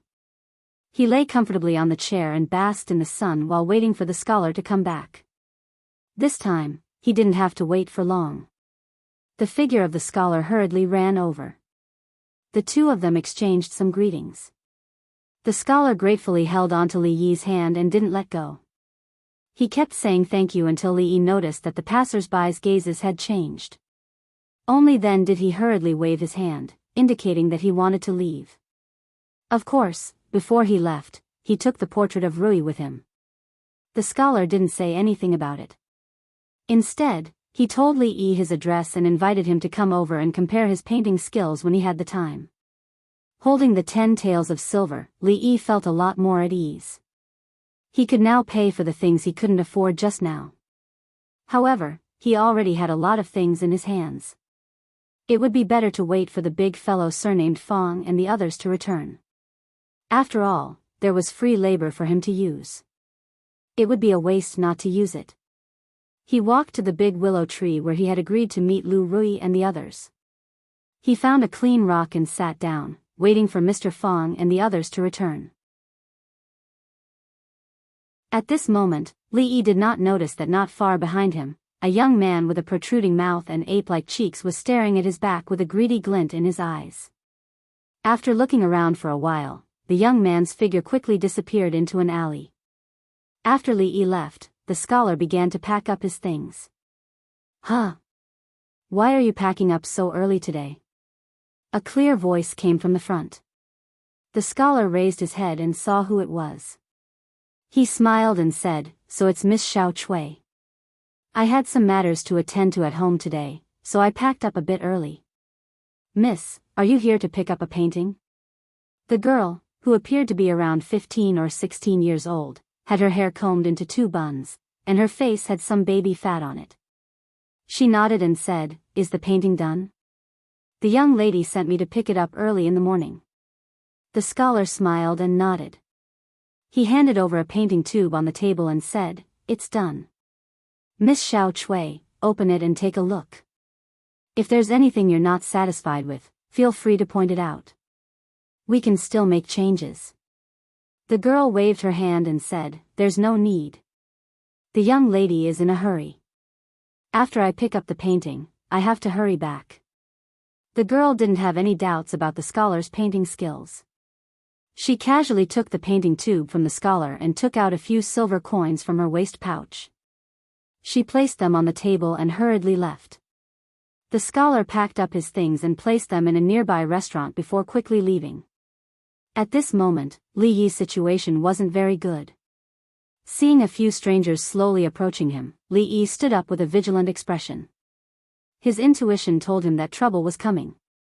Just as he was about to walk away, 2 people appeared on either side of him. Their physiques were comparable to the large man surnamed Fong. It was clear that they weren't people that Li Yi could deal with. In the blink of an eye, Li Yi understood what had happened. He was afraid that when he took out the silver just now, someone had seen it. He was surrounded on 3 sides, and there was an alley behind him. Li Yi didn't even think before running inside. Seeing his actions, the people didn't chase after him. Instead, they all revealed a mocking smile. Does that scholar really have silver on him?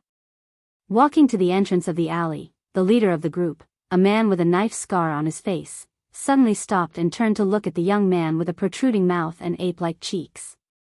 It was no wonder that he was curious. Looking at that person's clothes, he was just a poor scholar. He didn't look like a rich person at all. When the young man heard this, he immediately said with a flattering expression, "Big brother, how could I dare to lie to you? I just saw him take out such a big ingot of silver with my own eyes. I'm afraid that it's at least 10 silver coins." As he said this, he extended his hand and gestured with his fist to the large man. 10 silver coins. The knife-scarred man licked his lips. 10 silver coins was enough for him to live a carefree life for a while as long as he didn't go to the famous money-squandering dens in the city. "Go in." The large man waved his hand and everyone entered the alley. Damn it. After running for more than 10 steps, he saw a high wall at the end of the alley. Li Yi cursed. He didn't think that this would be a dead end. When he turned his head, he saw that those people had already entered. "Scholar, do you want to hand over the silver coins yourself, or do you want us to help you?" The leader of the knife-scarred man walked in front of Li Yi with a face full of ridicule. He crossed his arms and looked at him condescendingly. This large man had the back of a tiger and the waist of a bear. He was at least 1.9 meters tall, close to 2 meters. He was a full head taller than Li Yi. When he spoke, he completely looked down on Li Yi. The people behind him also looked at him with a mocking gaze. It was as if they were looking at a lamb waiting to be slaughtered. The silver coins that had just been in his hands hadn't even warmed up when they were about to be snatched away. The grievance in Li Yi's heart at this time couldn't be described with words. Li Yi did not even think of resisting. Not to mention this ferocious-looking burly man, Li Yi felt that he only had a chance of winning if he fought against the wretched young man behind him. If he lost the silver coins, he could earn it again. If he lost his life, he would have nothing. Even if these people didn't intend to take his life, they would certainly beat him up. This was something that Li Yi didn't want to see. He sighed in his heart. He raised his hand and reached into his bosom, preparing to take out the ingot of silver. Seeing Li Yi's action, a smile appeared on the large man's face. This scholar is quite tactful, this thought just appeared in the large man's mind. In the next moment, his smile froze on his face. Damn knife scar, what did you just say? Say it again for me to hear. In the eyes of the knife-scarred man, the scholar's hand had already reached into his bosom, but he suddenly took it out. His face suddenly changed into a mocking and disdainful expression as he looked at him indifferently. Chapter 31. Damn Dao Ba, what did you just say? Say it again for me to hear. Surrounded by more than 10 burly men in the narrow alley, the handsome scholar looked disdainfully at the leader of the group, Dao Ba. His voice was clearly transmitted to everyone's ears. The people behind Dao Ba were stunned. They didn't dare to believe that at this moment, this scholar actually dared to say such words. Was he not afraid of death? It should be known that the boss hated it when people mentioned the word Dao Ba in front of him. Quietly looking at the boss's ashen face, everyone couldn't help but take a step back. They were worried that the scene that was about to happen would be too cruel and bloody. What did you just say? Say it again. Dao Ba looked at Li Yi with an ashen face. His eyes flashed with a dangerous glint. It's fine if you're ugly, but to think that there's something wrong with your ears as well. Just what kind of beliefs have supported you to live until now? Li Yi looked at the scarred man with a pitiful gaze and said with some pity.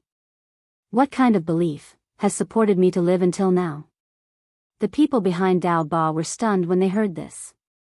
They didn't immediately understand the meaning of this sentence.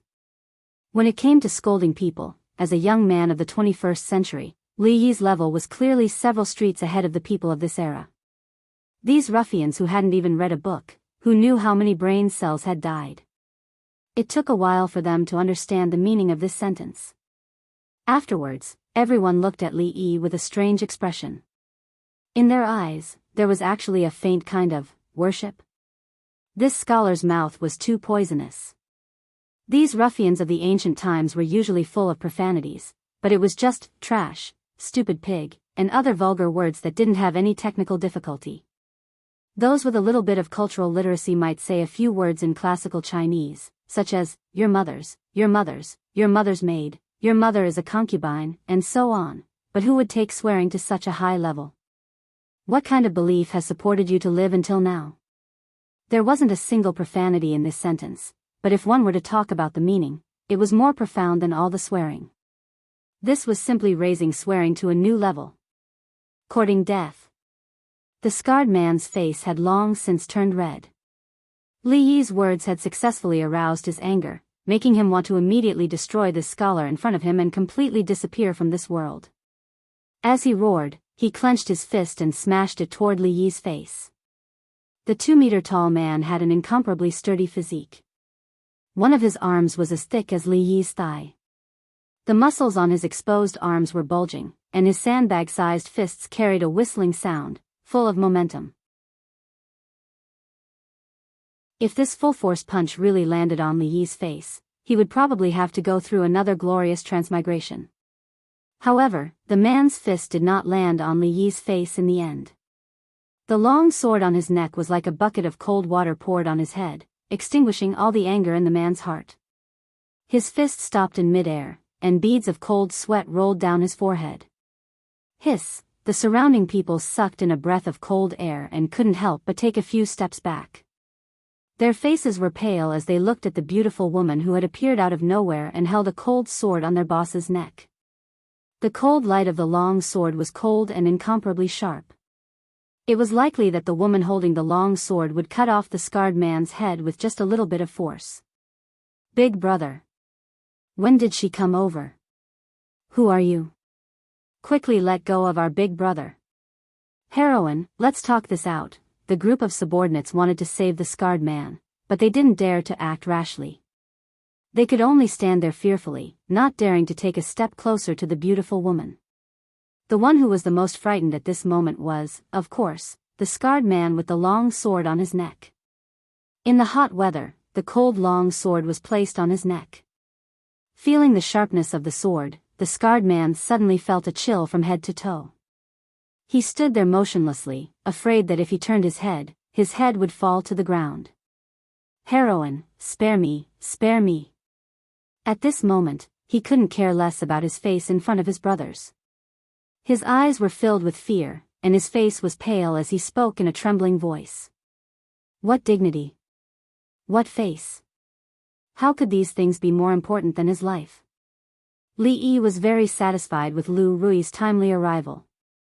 Although this sister-in-law was often unreliable and would only cause trouble for him, she was quite reliable at critical moments.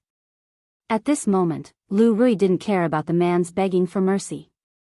Instead, she looked at Li Yi with a strange expression, as if she was seeing him for the first time. No one knew what she was thinking. Li Yi was a little frightened by her gaze. He hurriedly looked away, and when he looked at the scarred man again, a trace of anger appeared on his face, and he kicked his butt. Robbery? Robbery? That's what you get for not learning well. The dozen ruffians behind the scarred man glared at Li Yi angrily when they saw their big brother being humiliated by the weak scholar, but no one dared to act rashly. As for the scarred man, he only felt an unprecedented sense of humiliation in his heart.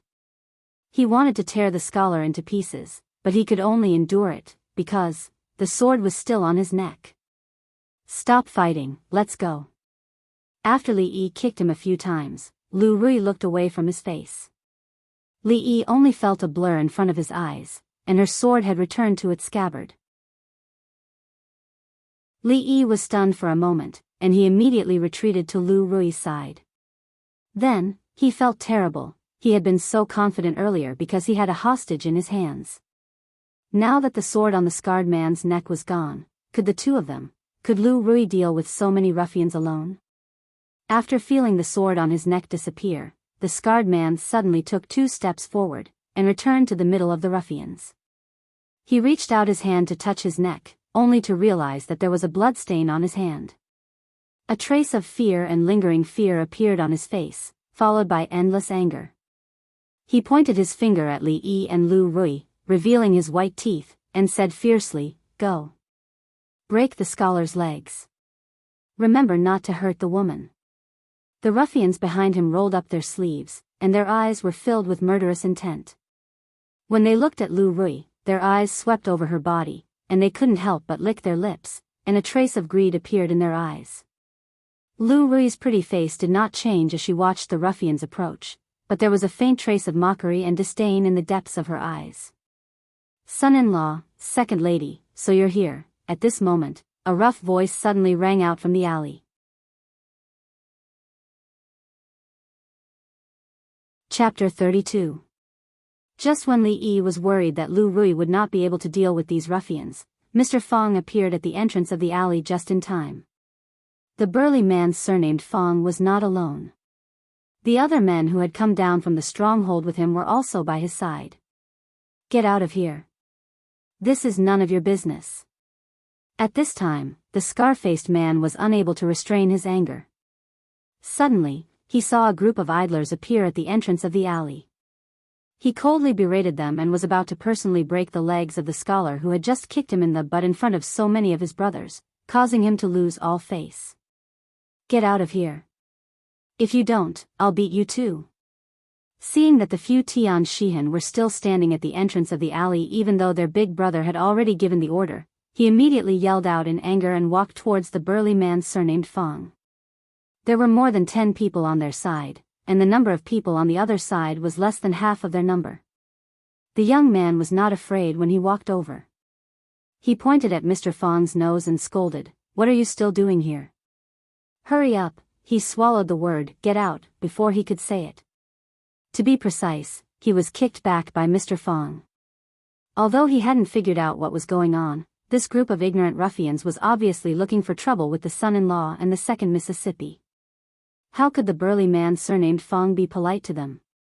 He lifted his foot and kicked them. A figure suddenly flew from the entrance of the alley. He crossed a distance of 2 or 3 feet and smashed into the crowd. 2 people were instantly knocked down to the ground. They struggled for a long time but could not get up. The sudden turn of events caused the entire place to fall silent. Li Yi stared blankly at the young man who was kicked 5 or 6 meters away by Mr. Fong. He was a little stunned. To be honest, he had only seen such a scene in action movies in his life. However, movies were just movies. When he saw such a scene in reality, the shock in his heart was still indescribable. That man, who had always looked simple and honest, was actually so strong. Li Yi was not the only one who was stunned. The scar-faced man and his group of ruffians were also stunned. Seeing their underlings being kicked away and lying on the ground, unable to get up, after a short moment of shock, everyone's expressions became fierce. However, as vicious as they were, there were others who were even more vicious than them. The burly man surnamed Fong couldn't hold it in any longer. He shouted at the top of his lungs and rushed forward like a bull. "Are you blind? How dare you bully our Willow Leaf village? You even dare to find trouble with second young mistress and young master. You must be tired of living. It's been a long time since I've fought with anyone. My body is itching. I've finally made it this time." Almost in the next second, several men behind the burly man surnamed Fong also rushed forward. Their faces were full of excited expressions, and they were quite eager to have a try. As a mountain bandit, they had always been the ones bullying others. When had they ever been bullied by others? Although they had been good for a long time, the aggressive nature in their bones couldn't be erased. Before those ruffians could react, several people had already rushed in front of them. Fight without a word. At this moment, Li Yi deeply understood the meaning of this sentence. The burly man was like a tiger in a flock of sheep. When they raised their hands and chopped down, there would be one person lying on the ground. Their movements were bold and beautiful. This was a complete crushing of strength. In just a dozen breaths of time, everyone, including the scar-faced man, was lying on the ground. They were either holding their arms or legs, crying and shouting for their parents. On the contrary, the burly man surnamed Fong and his group were not red or out of breath. There was no sweat on their foreheads. They stood there and rubbed their palms. Their eyes swept back and forth among the ruffians lying on the ground, as if they wanted to continue. Bang! The scar-faced man had just used his hands to prop himself up. After the burly man surnamed Fong kicked him, he lay on the ground and didn't dare to move again. Bah! Several people spat on the ground at the same time, their eyes full of contempt. Li Yi understood the meaning in the eyes of the burly man surnamed Fong and his group. You scum with less than 5 battle power, you don't even have the qualifications to make this sir take action. He watched as the usually smiling, straightforward, and honest men turned into super scions one by one, completely different from the people he knew before. They were just a group of farmers, but they actually had 2 faces. Even Li Yi had begun to suspect whether this group of people had a split personality or something. However, this was not important for the time being. Under the puzzled gazes of the burly man surnamed Fong and his group, Li Yi jogged over to the ruffians lying on the ground and skillfully fished out a few copper coins, a few silver coins, and a few copper coins from their pockets. At this moment, he was thinking that since the other party wanted his silver, they would naturally have to pay the same price. This group of poor people didn't even bring more money when they came out. This bit of money wasn't even enough to compensate him for the mental damage. Li Yi, who was busy collecting the mental damage compensation, didn't know that the burly man surnamed Fong and the others behind him were watching his skillful movements with their mouths agape. Damn, this awareness, this technique, Who the f***ck is the real bandit here? In a short while, there were already many people outside the alley. Since ancient times, those who were watching a good show would never complain about things getting bigger. In this era where entertainment wasn't abundant, even if it was a fight, there would be people watching it as a good show. Watching a few unfamiliar men beat up the famous ruffians of this generation to the ground, the crowd was shocked, but also felt incomparably carefree, and couldn't help but cheer loudly. Warrior, well fought. What a delightful sight. This group of ruffians should have had this day a long time ago. What are you all crowding around here for? Out of the way, out of the way. The bailiffs are here. After a burst of noise, a few people wearing the uniforms of bailiffs with weapons in their hands squeezed in from outside. When they saw the situation in the alley, they shouted loudly and ran inside. The bailiffs are here, let's retreat. Seeing this, the burly man surnamed Fong laughed loudly and sprinted to the corner of the wall. With a leap, he used the tip of his toes to push off the wall twice and climbed up the high wall with one hand. In the time of 2 breaths, he had already disappeared over the top of the wall. Second miss, I'll leave the son-in-law to you. The rest of the people also laughed and imitated the burly man surnamed Fong, climbing up the wall like nimble monkeys. In his heart, Li Yi was still amazed at the speed at which they climbed up the wall. If they were in the modern era, they would definitely be outstanding neighbors. Just as he was feeling extremely envious, he suddenly felt his shoulder tighten, and his whole body flew up as light as a feather. Lu Rui grabbed onto Li Yi's shoulder and with a light leap, the two of them were already standing on the top of the wall. With another tap of their toes, they disappeared from the eyes of the crowd. The bailiffs watched helplessly as Li Yi and the others climbed over the wall and left. Standing there, they could only look at the wall and sigh, it couldn't be helped. With their skills, there was no way they could climb such a high wall.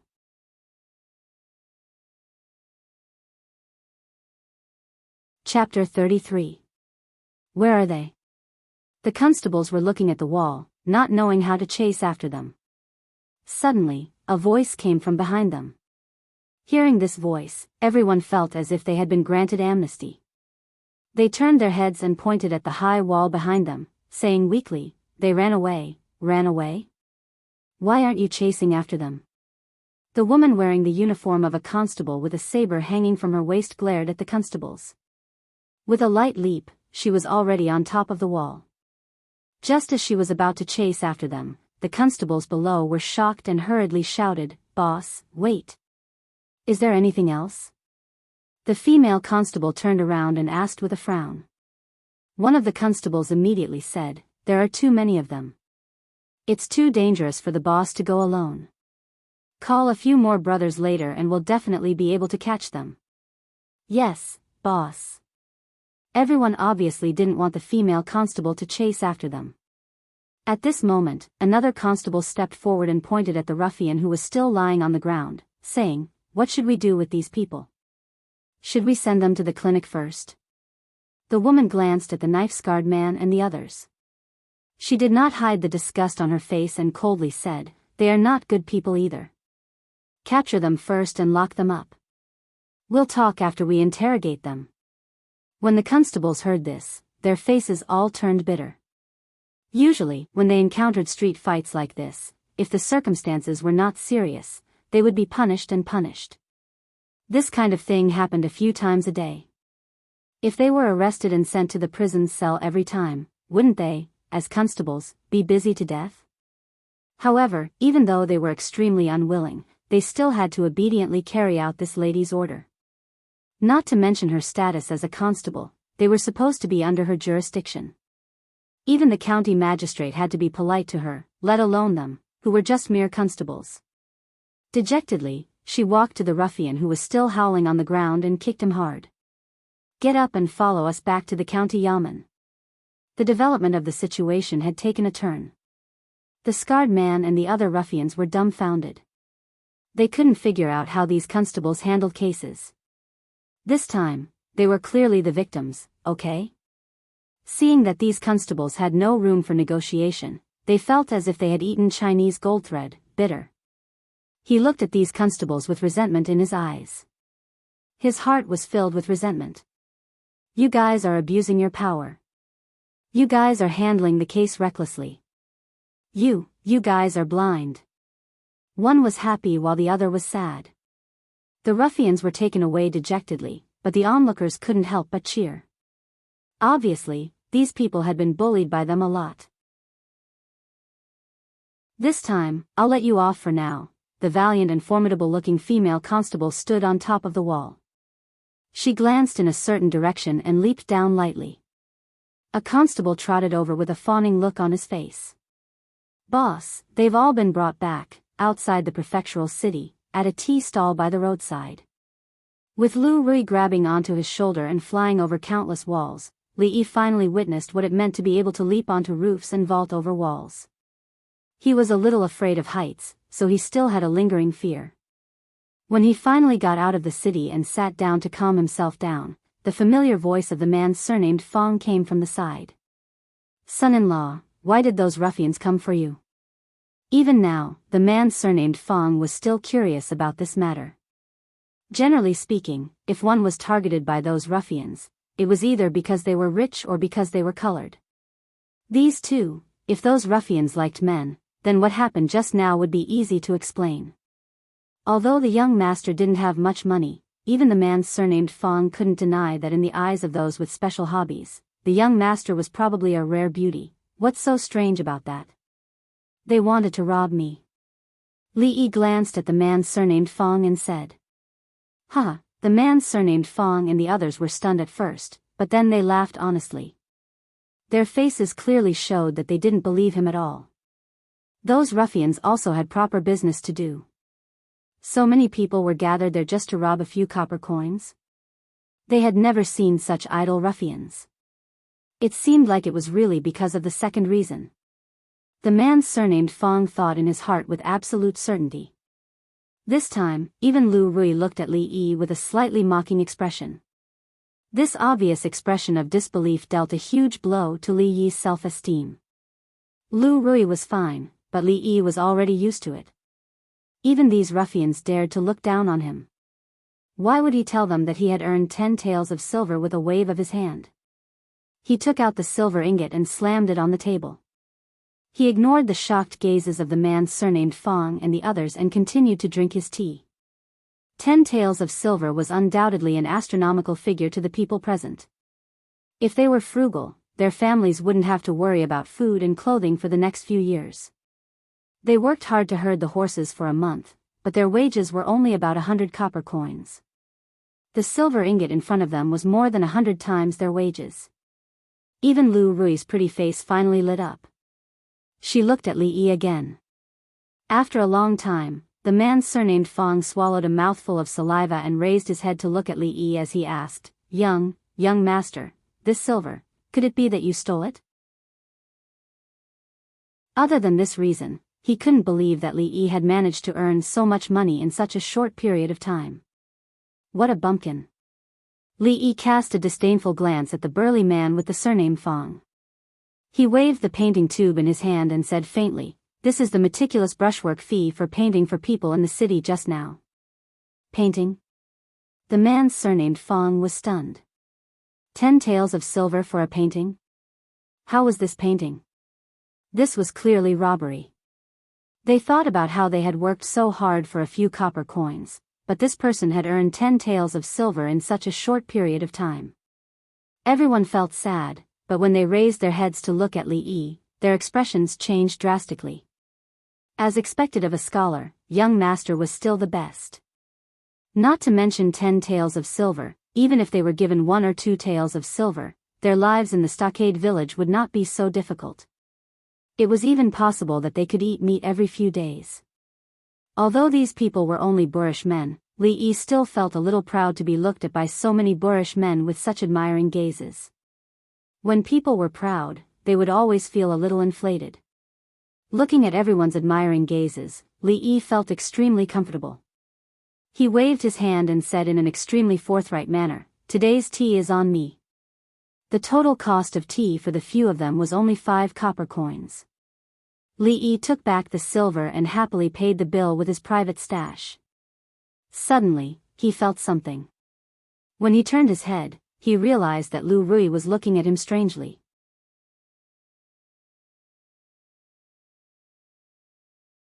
Chapter 34. For any family in Willow Leaf Village, 10 taels of silver was a huge sum of money. Even for Lu Rui, it was the first time she had seen so much money in her life. But at this moment, when she looked at Li Yi, she was thinking about more than this. A few days ago, on Chinese Valentine's Day, the poem, Celestial on the Magpie Bridge, was widely spread in Willow Leaf Village. Even illiterate girls in the village could recite it completely. Lu Rui did not know much about poetry. When she heard Li Yi's poem from Xiao Huan's mouth, she only found it to be catchy. It sounded rather interesting. Especially the last sentence, if love lasts forever, why stay together day and night, it seemed to make some sense. Of course, there were times when she would think about more things. If she didn't have a deep understanding of the relationship between a man and a woman, she definitely wouldn't be able to write such a poem. Had this scholar experienced something exciting in the past? Could it be that in his heart, there was also a woman whom he yearned for but couldn't meet? But on the surface, it didn't seem like it. Thinking of his lazy, greedy face, and his stealing second aunt's chicken, it was hard to imagine what a powerful poem such a person could write. However, she could only think about it in her heart, and it was not appropriate to ask him. As for deeper things, such as whether a poem was good or bad, or how good it was, she had no concept of these things in her heart. Poetry was something that scholars played with. She could grab any scholar off the street and he or she would probably be able to come up with something similar. But after seeing some things with her own eyes, she realized that things didn't seem to be like this. Just now, when she was buying some women's daily necessities on the street, she happened to overhear 2 women talking about a poem called Immortals of the Magpie Bridge. The content was exactly the same as the one she had heard before. Later on, when they talked about the author of the poem, both of them expressed their admiration for the gifted scholar named Li Yi. Until now, the talented scholar they were talking about gradually overlapped with the lazy figure in Lu Rui's mind. After that, she paid more attention and heard more information. For example, this poem came from a poetry meeting on the night of the Double Seventh Festival. It was said that someone picked up a prayer lantern on a pleasure boat. This poem, which caused an uproar among the literati of Anqing Prefecture, was written on this prayer lantern. Regardless of whether it was true or not, this rumor undoubtedly added a layer of mystery to the entire matter. However, this was a legendary story that most people only talked about after a meal. There were still a few people who did not doubt its authenticity. Lu Rui was one of them. She saw Xiao Huan's prayer lantern fly with her own eyes. At that time, no one in Willow Village would have thought that the ordinary poem written on the lantern would cause such a stir in a certain place. It was said that the champion of the Qixi Poetry Festival, a famous scholar from Qing and Prefecture, had seen the poem, The Immortal of the Magpie Bridge. He tore his own poem into pieces and said, "I will never write another Qixi Poetry Festival again in this life." This shocked everyone, and it added fuel to the fire of the whole matter. After the poetry meeting, a special person compiled the Double Seventh Festival Poetry Anthology. This poem, Flying Poem from Beyond the Heavens, was ranked first. Just like that, a scholar named Li Yi was known by the literati of Qing and Prefecture, singers, actors, and many women who admired this poem. Those who were chosen to compile the poetry anthology were naturally not ordinary people. At the very least, they were talented enough to convince everyone. Since ancient times, there has been no first place in literature. In the past, there would always be a debate about the order of the poems chosen. But this time, no one had a different opinion about this Celestial on the Magpie Bridge being ranked first. At the same time, the gifted scholar called Li Yi had captured the hearts of countless young ladies with his words. If the feelings between the two were to last for a long time, why would they stay together day and night?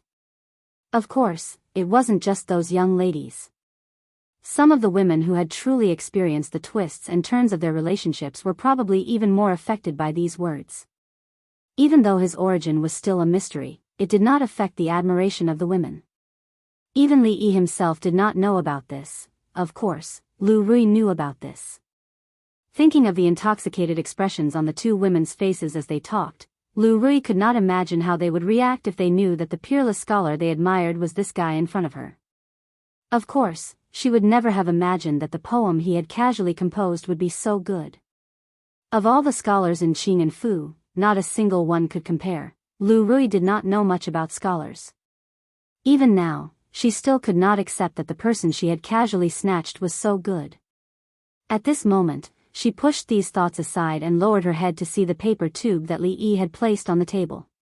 She reached out to take it. Beside her, Li Yi raised his head and saw that Lu Rui was preparing to open the painting. His heart suddenly jumped and he hurriedly ran over, reaching out to snatch it. If she saw that he had drawn her, who knew what she would think? Naturally, Li Yi's speed could not catch up to Lu Rui. She lightly raised her hand and Li Yi pounced on empty air. What is this? Seeing how anxious he was, Lu Rui raised her eyebrows and asked. Nothing, it's just a doodle. Li Yi laughed dryly. He could not tell the truth at this time. If she thought that he had feelings for her, brother-in-law falling in love with his sister-in-law, tsk, it sounded quite exciting. Lu Rui looked at him meaningfully. She did not open the painting in her hands and casually threw the painting tube back. Li Yi hurriedly caught it and his heart finally relaxed. How should we spend this money? Not wanting to be entangled in this problem, Li Yi hurriedly changed the topic. Of course, to buy grain. Everyone, including the large man surnamed Fang, spoke almost in unison. To them, even if they had 100 liang of silver, it was far from being able to carry a full jar of rice at home. Living at the bottom of society, nothing could replace the importance of grain and land in their hearts. Their family was already so poor that they could not even feed themselves. They definitely had to buy grain. Even if they did not say it, Li Yi had this plan. With a wave of his hand, the group of people entered the city in a grandiose manner. At the same time, the young girl carrying the painting walked one round on the street. After buying some things, she walked into a rather lavishly decorated small building in a busy area of the street.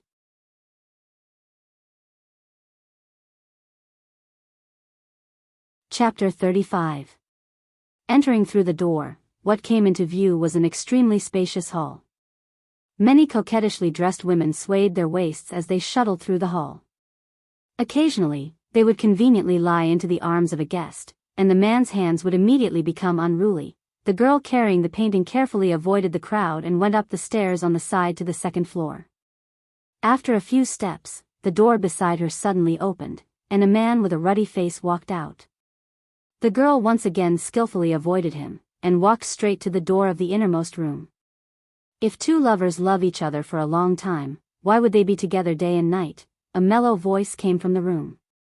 The woman in the room had finished singing one of the most famous lyrics recently, and shook her head. I've practiced for a long time, but my singing is still not good enough. I've ruined this good poem. A gentle woman opposite her looked at her with a smile and said, Drunken Amo, it's your standards that are too high. Even the sisters in the workshop who are good at singing can't compare to your singing just now. But even so, it still can't compare to Sister Ruoqing. The woman sighed and said in a somewhat helpless tone. The gentle woman only smiled when she heard this, and did not speak. At this moment, the door was gently pushed open, and a young servant girl came in from outside with the painting. Miss, the painting is back. The young servant girl walked to the two of them, and first handed the painting in her hand to the woman who had just sung, and then bowed to the gentle woman. She said softly, Greetings, Miss Wan. Long time no see. Xiao Chui has become more and more beautiful, the gentle woman said with a smile. The young servant girl blushed slightly, and at this moment, the woman had already opened the painting. After looking over, she let out a sound of surprise. Who is she? The woman looked at the unfamiliar woman in the painting, and asked with a puzzled expression. The person in the painting was also an extremely beautiful woman. She had an exquisite figure, and wore a white tight robe. Her arms were crossed in front of her chest, and she was full of heroic spirit. At a glance, the woman in the painting seemed to be walking out of the paper, and it was extremely lifelike. This painting, in the next moment, the woman had already forgotten that the person in the painting wasn't her. She was completely amazed by the painting. As the leading artist of the Jade's Courtyard, she was very proficient in reading, writing, poetry, and painting. She was especially proficient in painting. This painting was exquisite, but there was nothing outstanding about it. However, she had never seen such a new form. There was no need for exquisite brushwork to be able to depict the characters so vividly. Not only were they lifelike, but the feeling of them leaping out of the paper was enough to amaze anyone who saw them. Ah!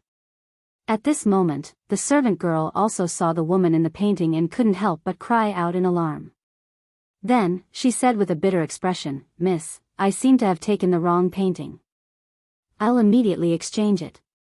At this moment, she was feeling a little regretful. If she had known this would happen, she would have listened to the scholar's words and opened it to take a look. She wouldn't have made such a mistake. Wait a moment. When the woman heard this, she shook her head and thought for a moment. Then, she said, "Leave this painting here. When you go to get the painting, tell the painter that we've bought this painting and ask him to paint another one." When the servant girl heard this, she nodded and walked out of the room. After leaving the room, she remembered that the scholar had already closed the stall early today. If she wanted to get the painting, she would probably have to wait until tomorrow. Xiao Chui, you really are an idiot." After cursing a few times in her heart, the servant girl pouted and went downstairs dejectedly. In the room, the woman's gaze was still on the painting. Her beautiful eyes flashed with surprise from time to time. She was filled with curiosity about this painting technique that she had never seen before. When the gentle woman beside her saw her like this, she also looked over curiously. When she saw who the woman in the painting was, she couldn't help but let out a soft cry of surprise. This painting is so strange. It's clearly on the paper, but the woman in the painting looks like she's about to walk out. The woman nodded and said, "This must be a new technique. I don't know who thought of it, but this person's attainments in painting likely far surpass mine." At this point, a look of reverence appeared on her face. She thought that she had to get to know this painting master. At the same time, her gaze moved down. When she saw where the name should have been, her expression suddenly changed and a hint of anger appeared on her face. She scolded, "Which family's naughty child is this? How dare he randomly scribble on this painting? Li. Don't let me see you." After finally recognizing the name, the anger on the woman's pretty face became even more intense. In her heart, the naughty child, named Li, had probably been spanked until his butt bloomed. At this moment, the woman did not notice that after hearing the name, Li, the gentle woman beside her was stunned for a moment. Then, she hurriedly looked at the lower left corner of the painting. When she saw the crooked handwriting that looked like the handwriting of a child who had just learned to write, a deep joy suddenly appeared on her beautiful face. After confirming the familiar handwriting, she suddenly grabbed the hand of the woman beside her and said anxiously, "Zoe Mo, who made this painting? Quick, take me to see him." "Sister Ruoqing, what's wrong?" The woman named Zoe Mo had never seen the gentle woman show such an expression. After being stunned for a moment, she asked with a face full of surprise. The burly man surnamed Fong and the others each carried 2 stone of grain on their shoulders as they strode out of a grain shop in Qing and Prefecture. The shop assistant at the door stared with wide eyes as he watched these burly men easily carry 2 bags of rice on their shoulders and stride like the wind. He could not help but swallow a mouthful of saliva. It was not that there were no people who bought so much grain at once. It was not that he was surprised by this. It was just that the strength of these burly men had truly frightened him. 10 stone of rice cost a full 5 taels of silver. In such a short time, half of Li Yi's wealth had already been spent. Although it was a little painful, Li Yi would not hesitate at all to spend the money that should be spent. The horses that had been led down the mountain in the morning still needed to be used for the next 2 days. The group could only walk back. Green Willow Mountain was not far from Anqing Prefecture. It was only about an hour's journey on foot. All the heavy objects were carried by the burly man surnamed Fong and the others. Li Yi felt relaxed. However, it had been a long time since he had walked such a long distance. When he walked back, his legs were still a little sore. The few of them carried 2 coarse cloth bags on their shoulders and swaggered through the stockade. Naturally, it was very easy to attract the attention of others. Of course, compared to these, the big man surnamed Fong was carrying a piece of pork on his shoulder that attracted more attention. Most of the people in the stockade could not even guarantee 2 meals a day. It was unknown how long it had been since many people had touched meat. Suddenly seeing this scene, the impact in their hearts was quite big. Watching them walk away, someone suddenly lowered his head and picked up something from the ground. The crowd took a closer look and found that it was actually a grain of rice. Seeming to have thought of something, everyone's expression changed involuntarily. Could it be that all the things in the bags just now were all rice? There was so much grain. Did they go down the mountain to rob it? Such an absurd thought appeared in everyone's mind.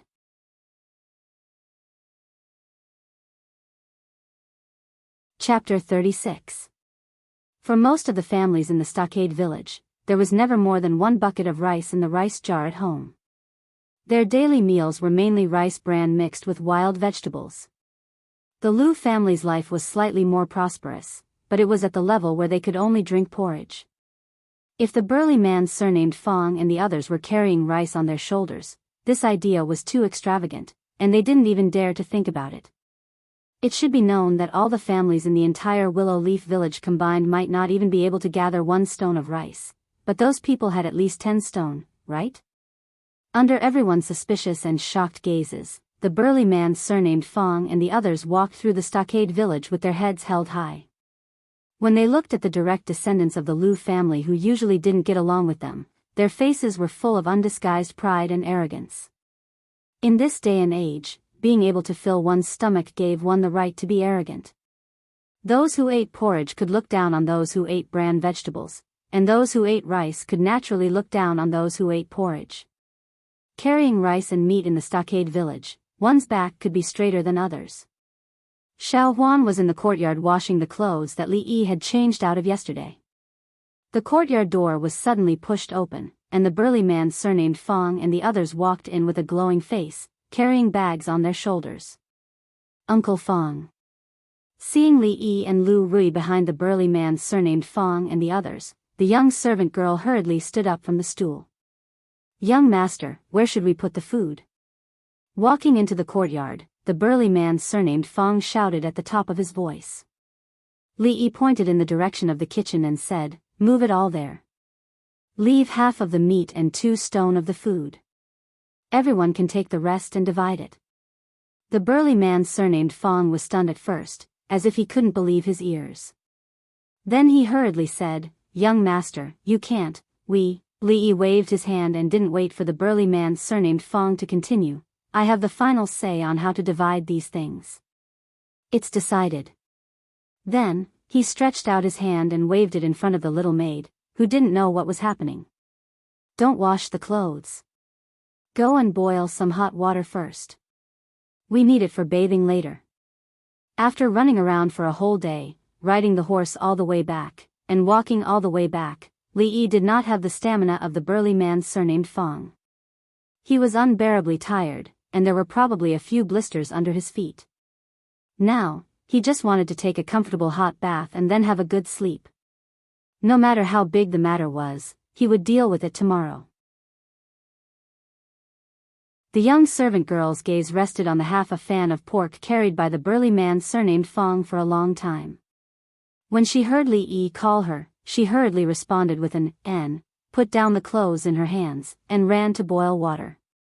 "Son-in-law, wait, you really can't do this."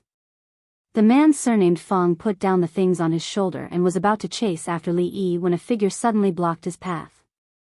"Just do as brother-in-law said just now. Everyone take these things and distribute them. Don't forget to give Elder Qin and Aunt Sun a share." Lu Rui watched Li Yi's back disappear into the house, and a strange look flashed in her beautiful eyes. Then, she turned to speak to the burly man surnamed Fong and the others. Second Miss, the burly man surnamed Fong and the others looked at her with complicated gazes, but they didn't say anything for a long time. In today's times, a few buckets of food could feed a family. The food that was distributed was enough for them to not have to worry about food for a few months. All right, I know that everyone's days are not easy. We're all family, so there's no need to be so polite. A rare smile appeared on Lu Rui's usually cold face. After a long time, the burly man surnamed Fong turned around and saw that the few people behind him were still looking in the direction that Lu Rui disappeared with grateful eyes. He smiled honestly and punched the shoulder of the person beside him.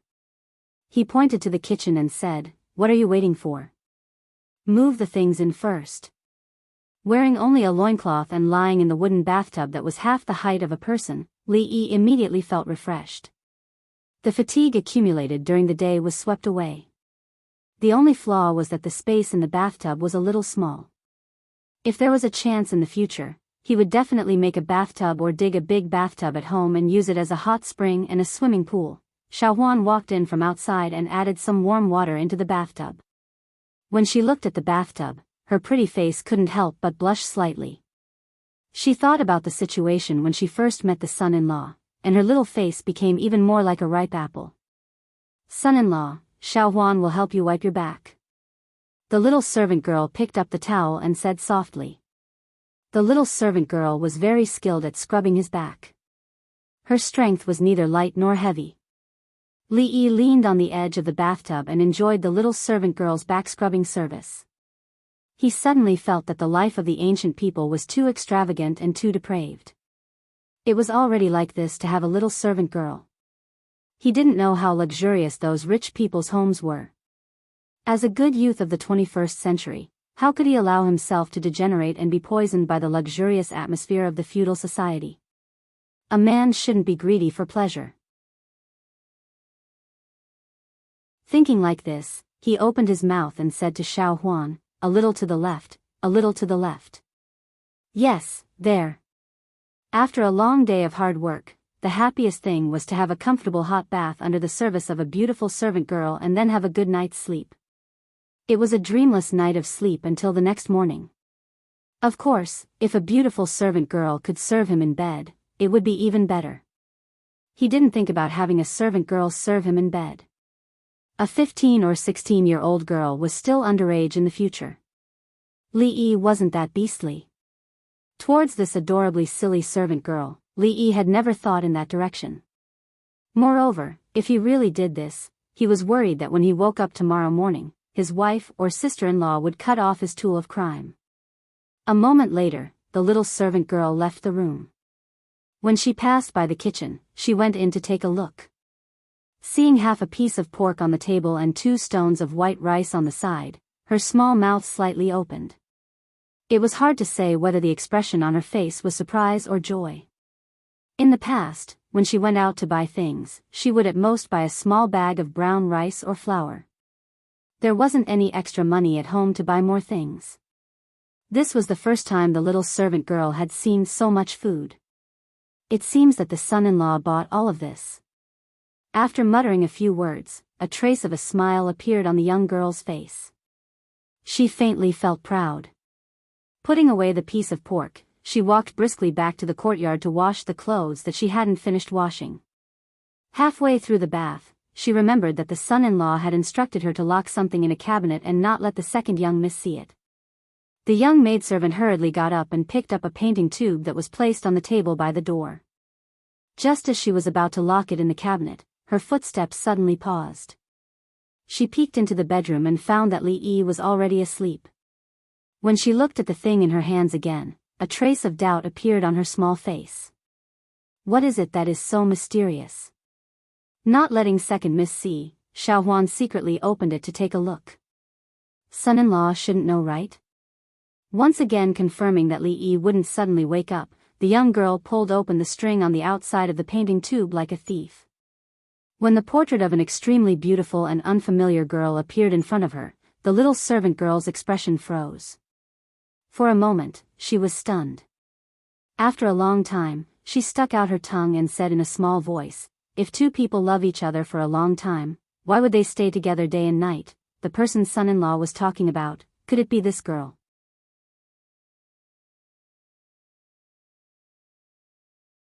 Chapter 37. The maidservant named Xiao Huan would sometimes think about what kind of life the son-in-law led before he came up the mountain. Who was in his family, whether he was married, whether he had a girl in his heart. Later, as they lived together for a long time, she gradually understood some things. Some of the information that Li Yi unintentionally revealed made the maidservant dispel some of her assumptions, but she was not so sure about most things. As early as the night of Chinese Valentine's Day, when Li Yi became very strange, the maidservant already had some guesses in her heart. If two people love each other for a long time, why would they stay together day and night? She had pestered Sister Qin, the only one in the village who had read books, to explain the meaning of these two sentences to her.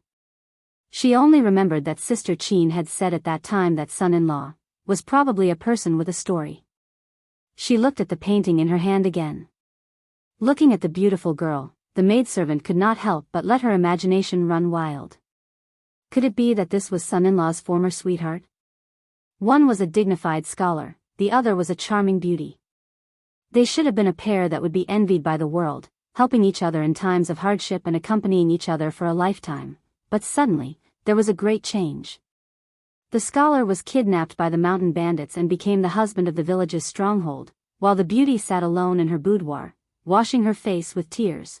Although it could not be seen normally, son-in-law's heart must have been very bitter, right?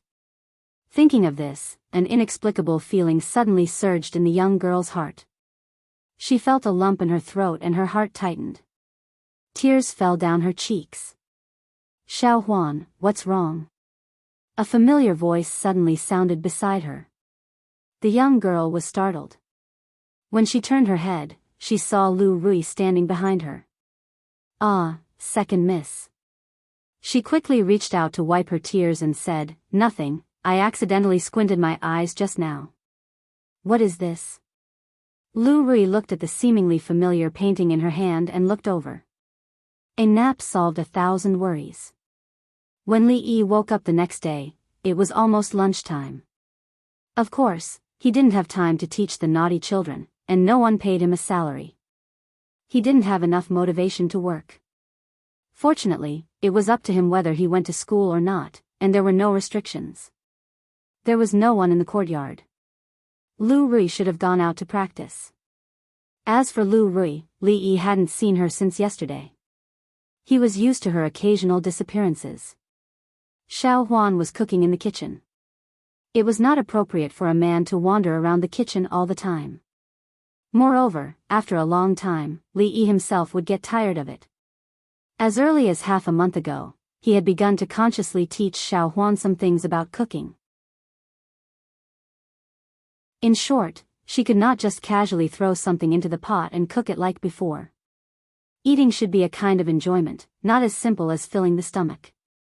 After washing up, he walked to the door and stretched his body. Breathing in the fresh air from the mountains, he immediately felt refreshed. The air wasn't polluted by industrialization. Every breath he took was filled with the smell of nature.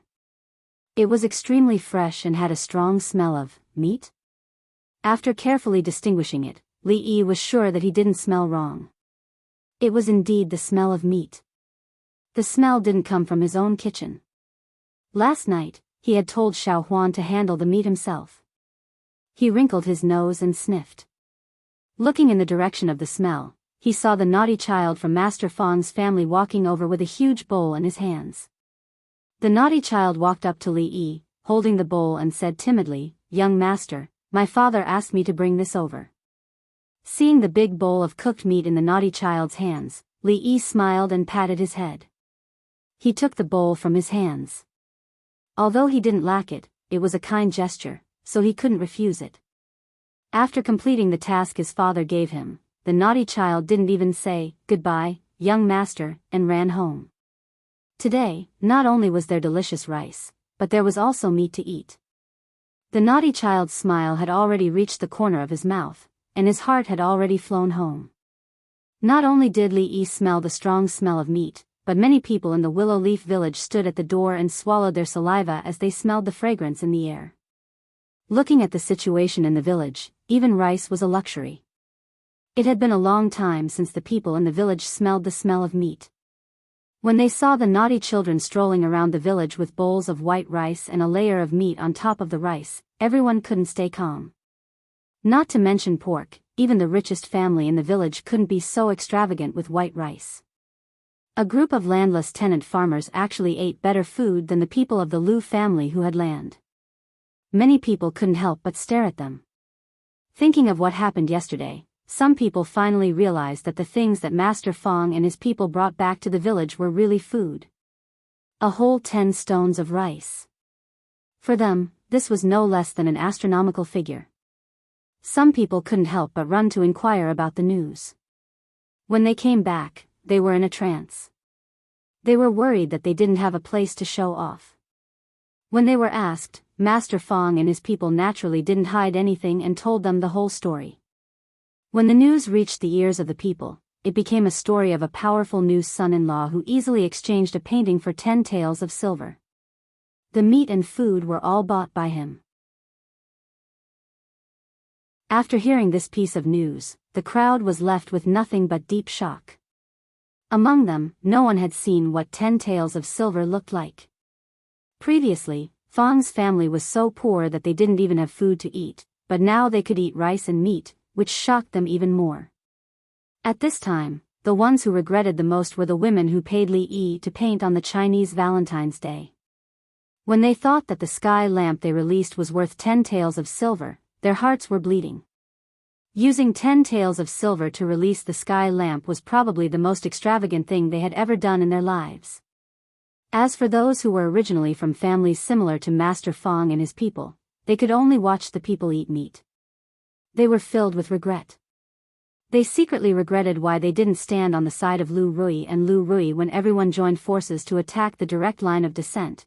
Of course, there were also people who secretly thought that they should go down the mountain and kidnap a scholar. They wouldn't let him do anything and just lock him in his room to paint every day, but it was just a thought. If any scholar had this kind of ability to earn money, how could there be a poor scholar? No matter how jealous the direct line of descent and the others were, they had to admit, Lu Rui and Lu Rui had really picked up a treasure this time.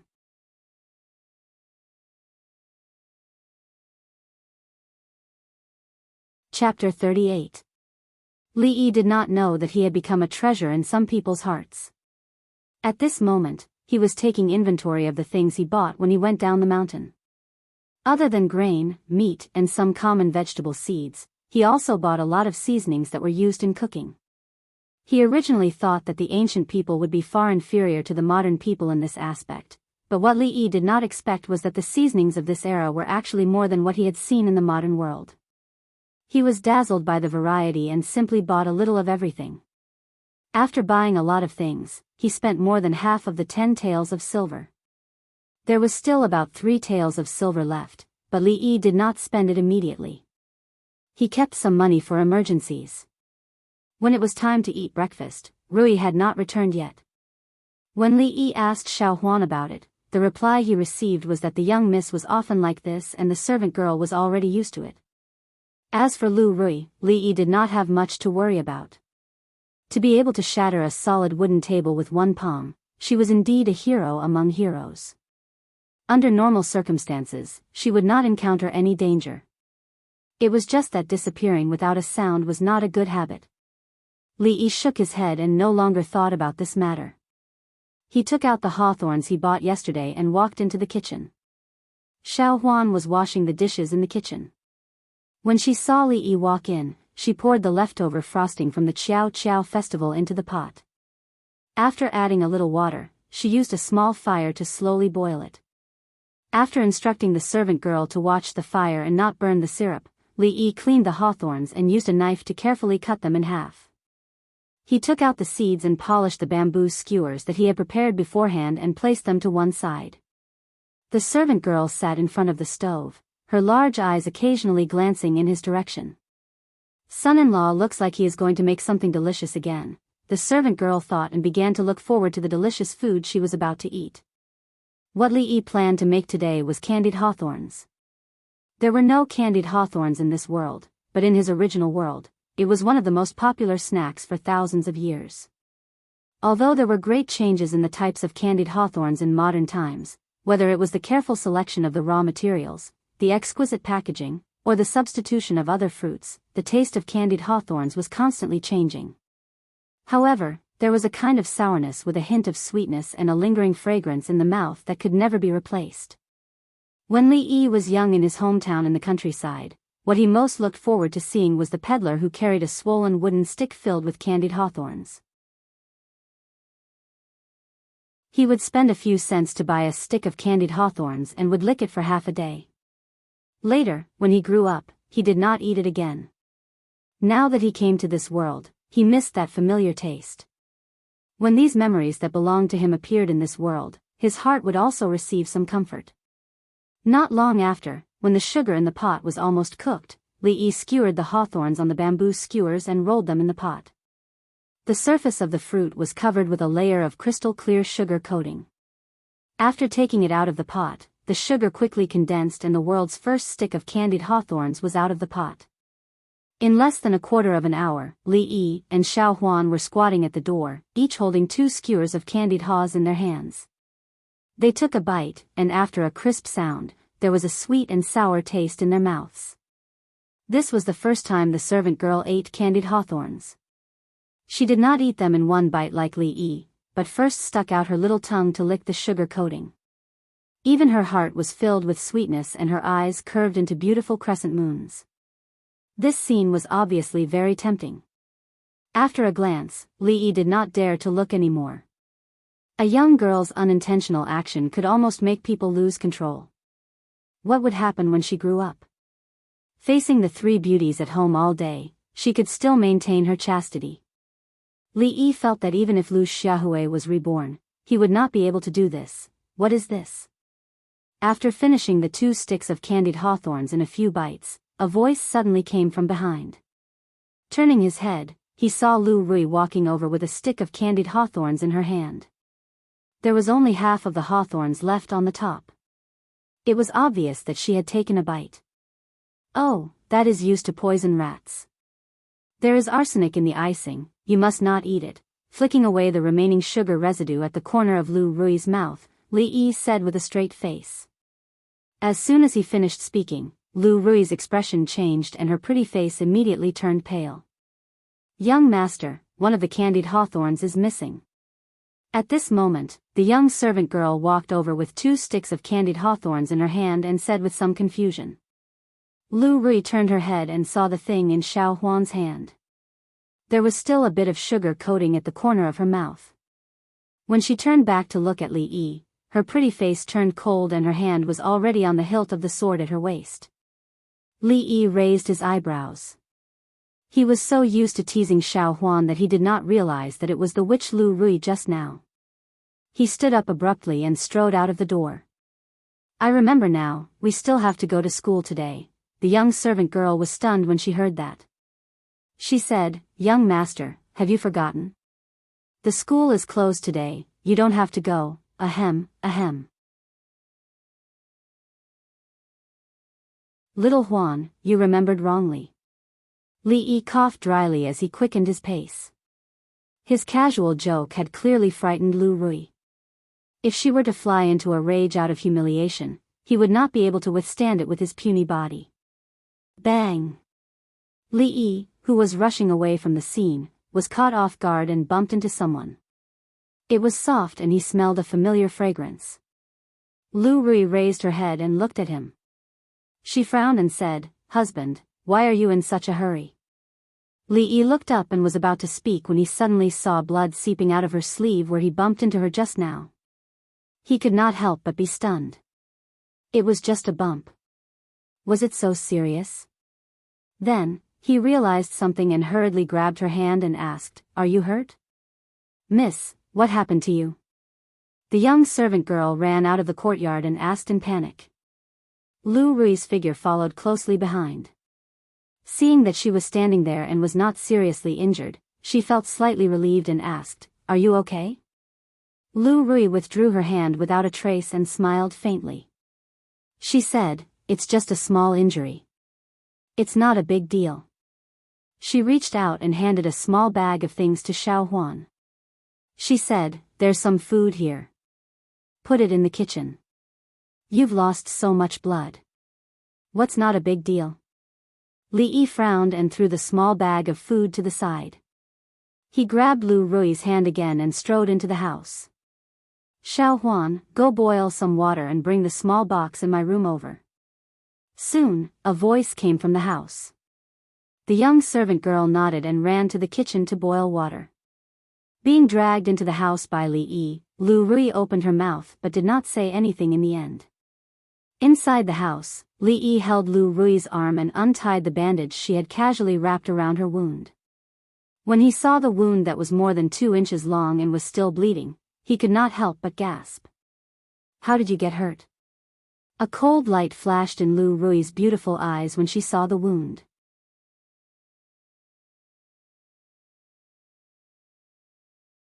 Chapter 39. At this moment, the most important thing was not how Lu Rui got injured, but how to treat the wound. In ancient times, there were no antibiotics. If the wound got infected and the condition worsened, there was no way to treat it. One could only lie down and wait for death. Without any awareness of disinfection, the number of people who died from infected wounds every year was uncountable. She did not know where this cloth was found. Although it looked clean, it was definitely full of bacteria. The wound had never been disinfected. This was a matter of life and death. Was there a need to be so careless? "Son-in-law, the water is ready." Not long after, a maidservant ran in with a clean copper basin. The conditions were too harsh and there was no condition to use alcohol or iodophor to disinfect. He mixed some salt water according to the ratio and asked the maid to throw a clean towel into the pot to boil. After dipping it in the salt water, he carefully cleaned Lu Rui's wound. The effect of salt water was not as good as alcohol, but it was better than nothing. Fortunately, the wound was not deep. Otherwise, the wound would have to be sutured before the medicine could be applied. There was no medical bandage, so he could only use gauze that had been boiled in boiling water as a substitute. The last time when Xiao Huan cut her hand, Li Yi prepared some and it came in handy this time. From the beginning to the end, Lu Rui just watched quietly and did not say a word. As a martial artist, there were countless bumps and bruises in daily life. However, their physique was far better than ordinary people. Even if it was a knife wound, it could heal quickly. She did not take such a small injury to heart. But at this moment, Li Yi's serious look made her not say the words of rejection that she wanted to say. This was the first time in her life that she had seen such a method of treating wounds. Although she didn't know why he had to use salt water to clean the wound, and the gauze used to bandage the wound seemed to be particular, Lu Rui was very convinced of Li Yi's abilities. Moreover, this feeling of being taken care of was something that she had not experienced for a long time. Of course, if he did not tie a butterfly knot with the gauze at the end, everything would be even more perfect. As for Lu Rui taking apart the butterfly knot that she tied with great difficulty and making an ugly knot, Li Yi had some complaints in his heart. What a beautiful bow. It was pleasing to the eye and looked a little cute. Xiao Huan was still the most obedient. After treating Lu Rui's wound, she went out to teach the little maid how to tie a butterfly knot. "Sis, in the future, don't help the government catch those fugitives." After Li Yi and Xiao Huan left, Rui sat in front of the bed, holding Lu Rui's hand and said after a long silence. Lu Rui smiled and said, "I was careless this time and underestimated his strength. It won't happen again. Sister, you don't have to do these things anymore." Lu Rui seemed to have thought of something as a smile appeared on her pretty face. She said, "Our family will no longer lack food in the future." Lu Rui didn't understand what she meant. He looked up at her in confusion. "Do you still remember the immortal magpie bridge?" Lu Rui's face showed a rare hint of teasing as she said, "Sister, you have a good husband." As the young girl spoke in a low voice, Lu Rui's pretty face finally showed a surprised expression. The Qishi poetry champion, 10 taels of silver for a painting. In the room, the two of them whispered to each other like sisters. Li Yi tied a ribbon into a butterfly knot and tied it on the little maid's hair. The young girl lowered her head and fiddled with the corner of her clothes, her pretty face blushing. Reality proved that Li Yi's worries were completely unnecessary. The speed at which Lu Rui's wound healed far exceeded his expectations. This made him extremely suspicious in his heart. Could it be that her body structure was different from others? Such a long gash could heal without leaving a scar in half a month. Was she still a human? Of course, his relationship with Lu Rui hadn't reached the point where they could study each other's body structure. This kind of strange relationship between husband and wife was probably the only one in the stockade village. Sitting on a rock under the tree in front of the door, a group of naughty children whizzed past him. When they ran past him, they bowed and greeted him, "Mister," and then whizzed away. Teaching the naughty children was still a part of Li Yi's daily life. The naughty children now didn't just know how to write their own names. When he was bored, he taught them how to write Arabic numerals. After a few days, the naughty children's level was still at the level of addition and subtraction within 10. In the beginning, the naughty children were very slow to accept this new type of marking. However, ever since Li Yi took out a stick of candied hawthorn as a reward for the naughty child who memorized it the fastest, all the naughty children couldn't sit still anymore. The power of candied hawthorn began to show for the first time in this strange world. In just one morning, all the naughty children in the school had memorized how to write the Arabic numerals 1 to 10. It was completely different from the later generations, where they had to make up a mnemonic song like, 1 is thin and long like a pencil, 2 is like a duckling floating on water. For the naughty children, delicious food was the number one productive force. Therefore, in the afternoon, all the naughty children in the school ate candied hawthorn. Of course, Li Yi's position in the hearts of the naughty children had risen to a new height. The naughty children didn't care about the grudges between their elders. They would remember whoever told them stories and gave them candies.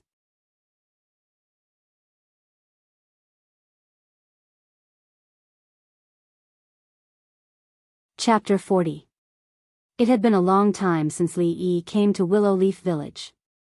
At first, there was a little unpleasantness between him and the man surnamed Fang. Li Yi suffered a lot when he was caught and thrown on the back of a horse.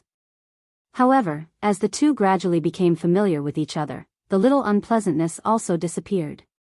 Old Fang's temperament was very simple and honest.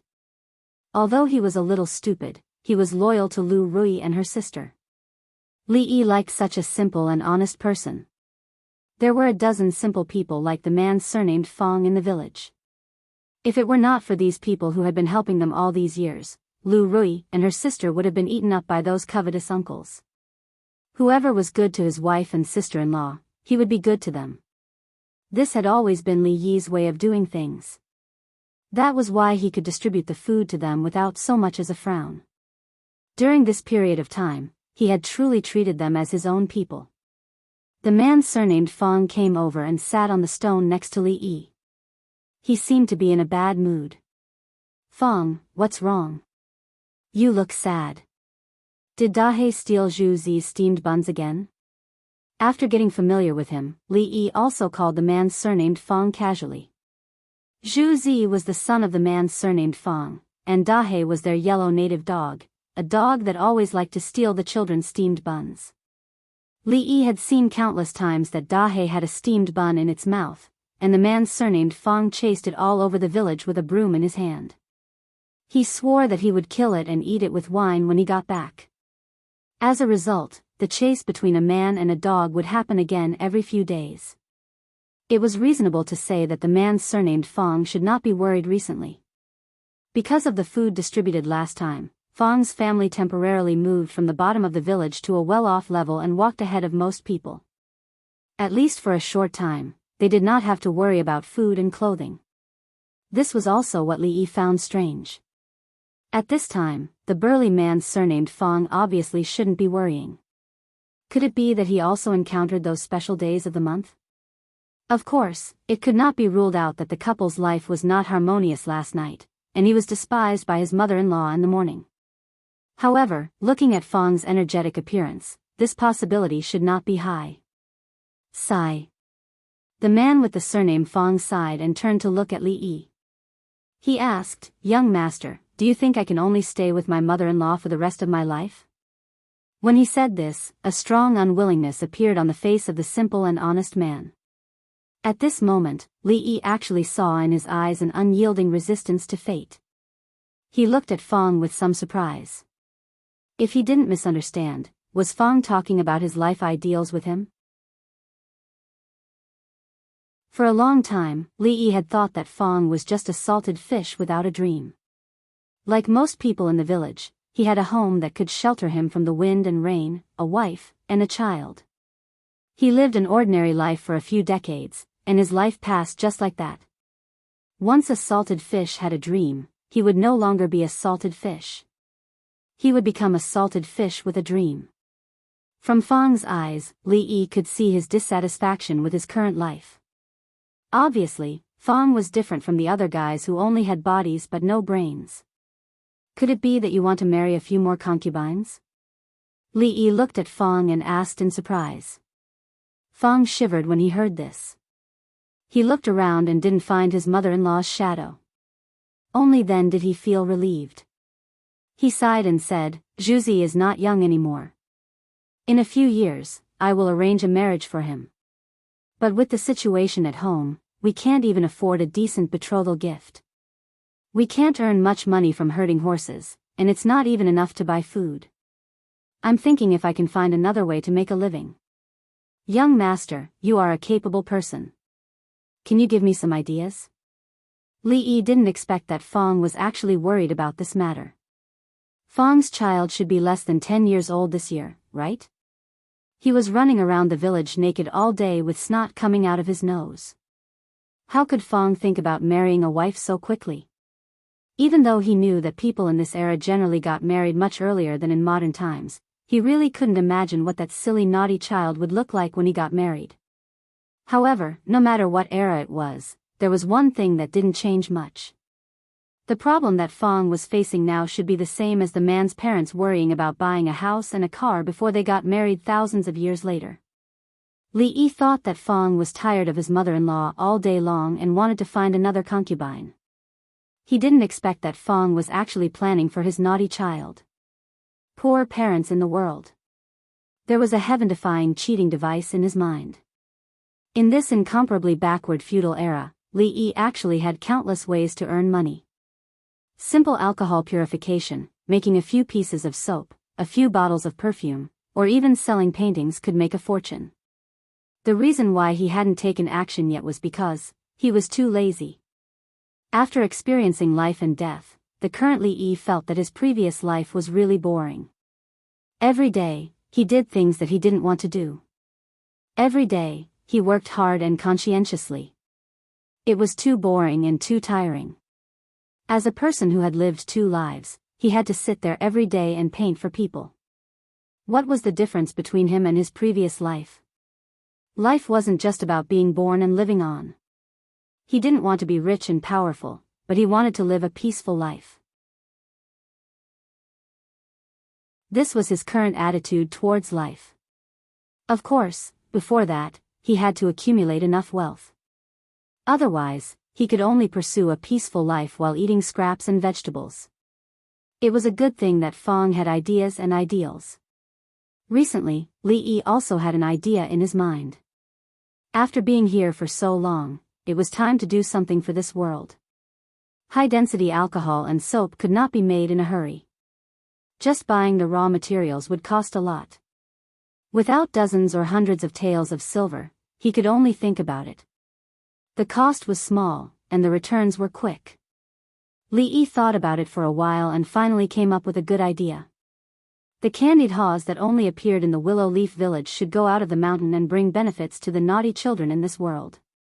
The hawthorn fruit needed to make candied haws was called red fruit in this world. For people living in the mountain, it was a material with 0 cost.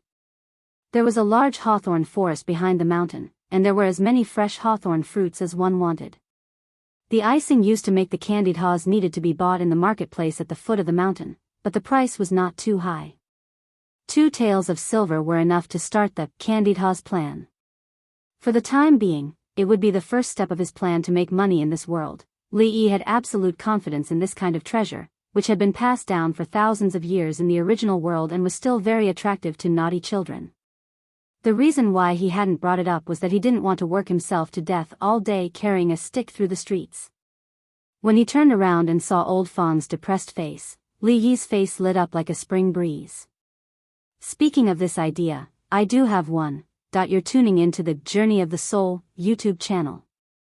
Don't forget to subscribe and join us on this journey to catch the most captivating stories.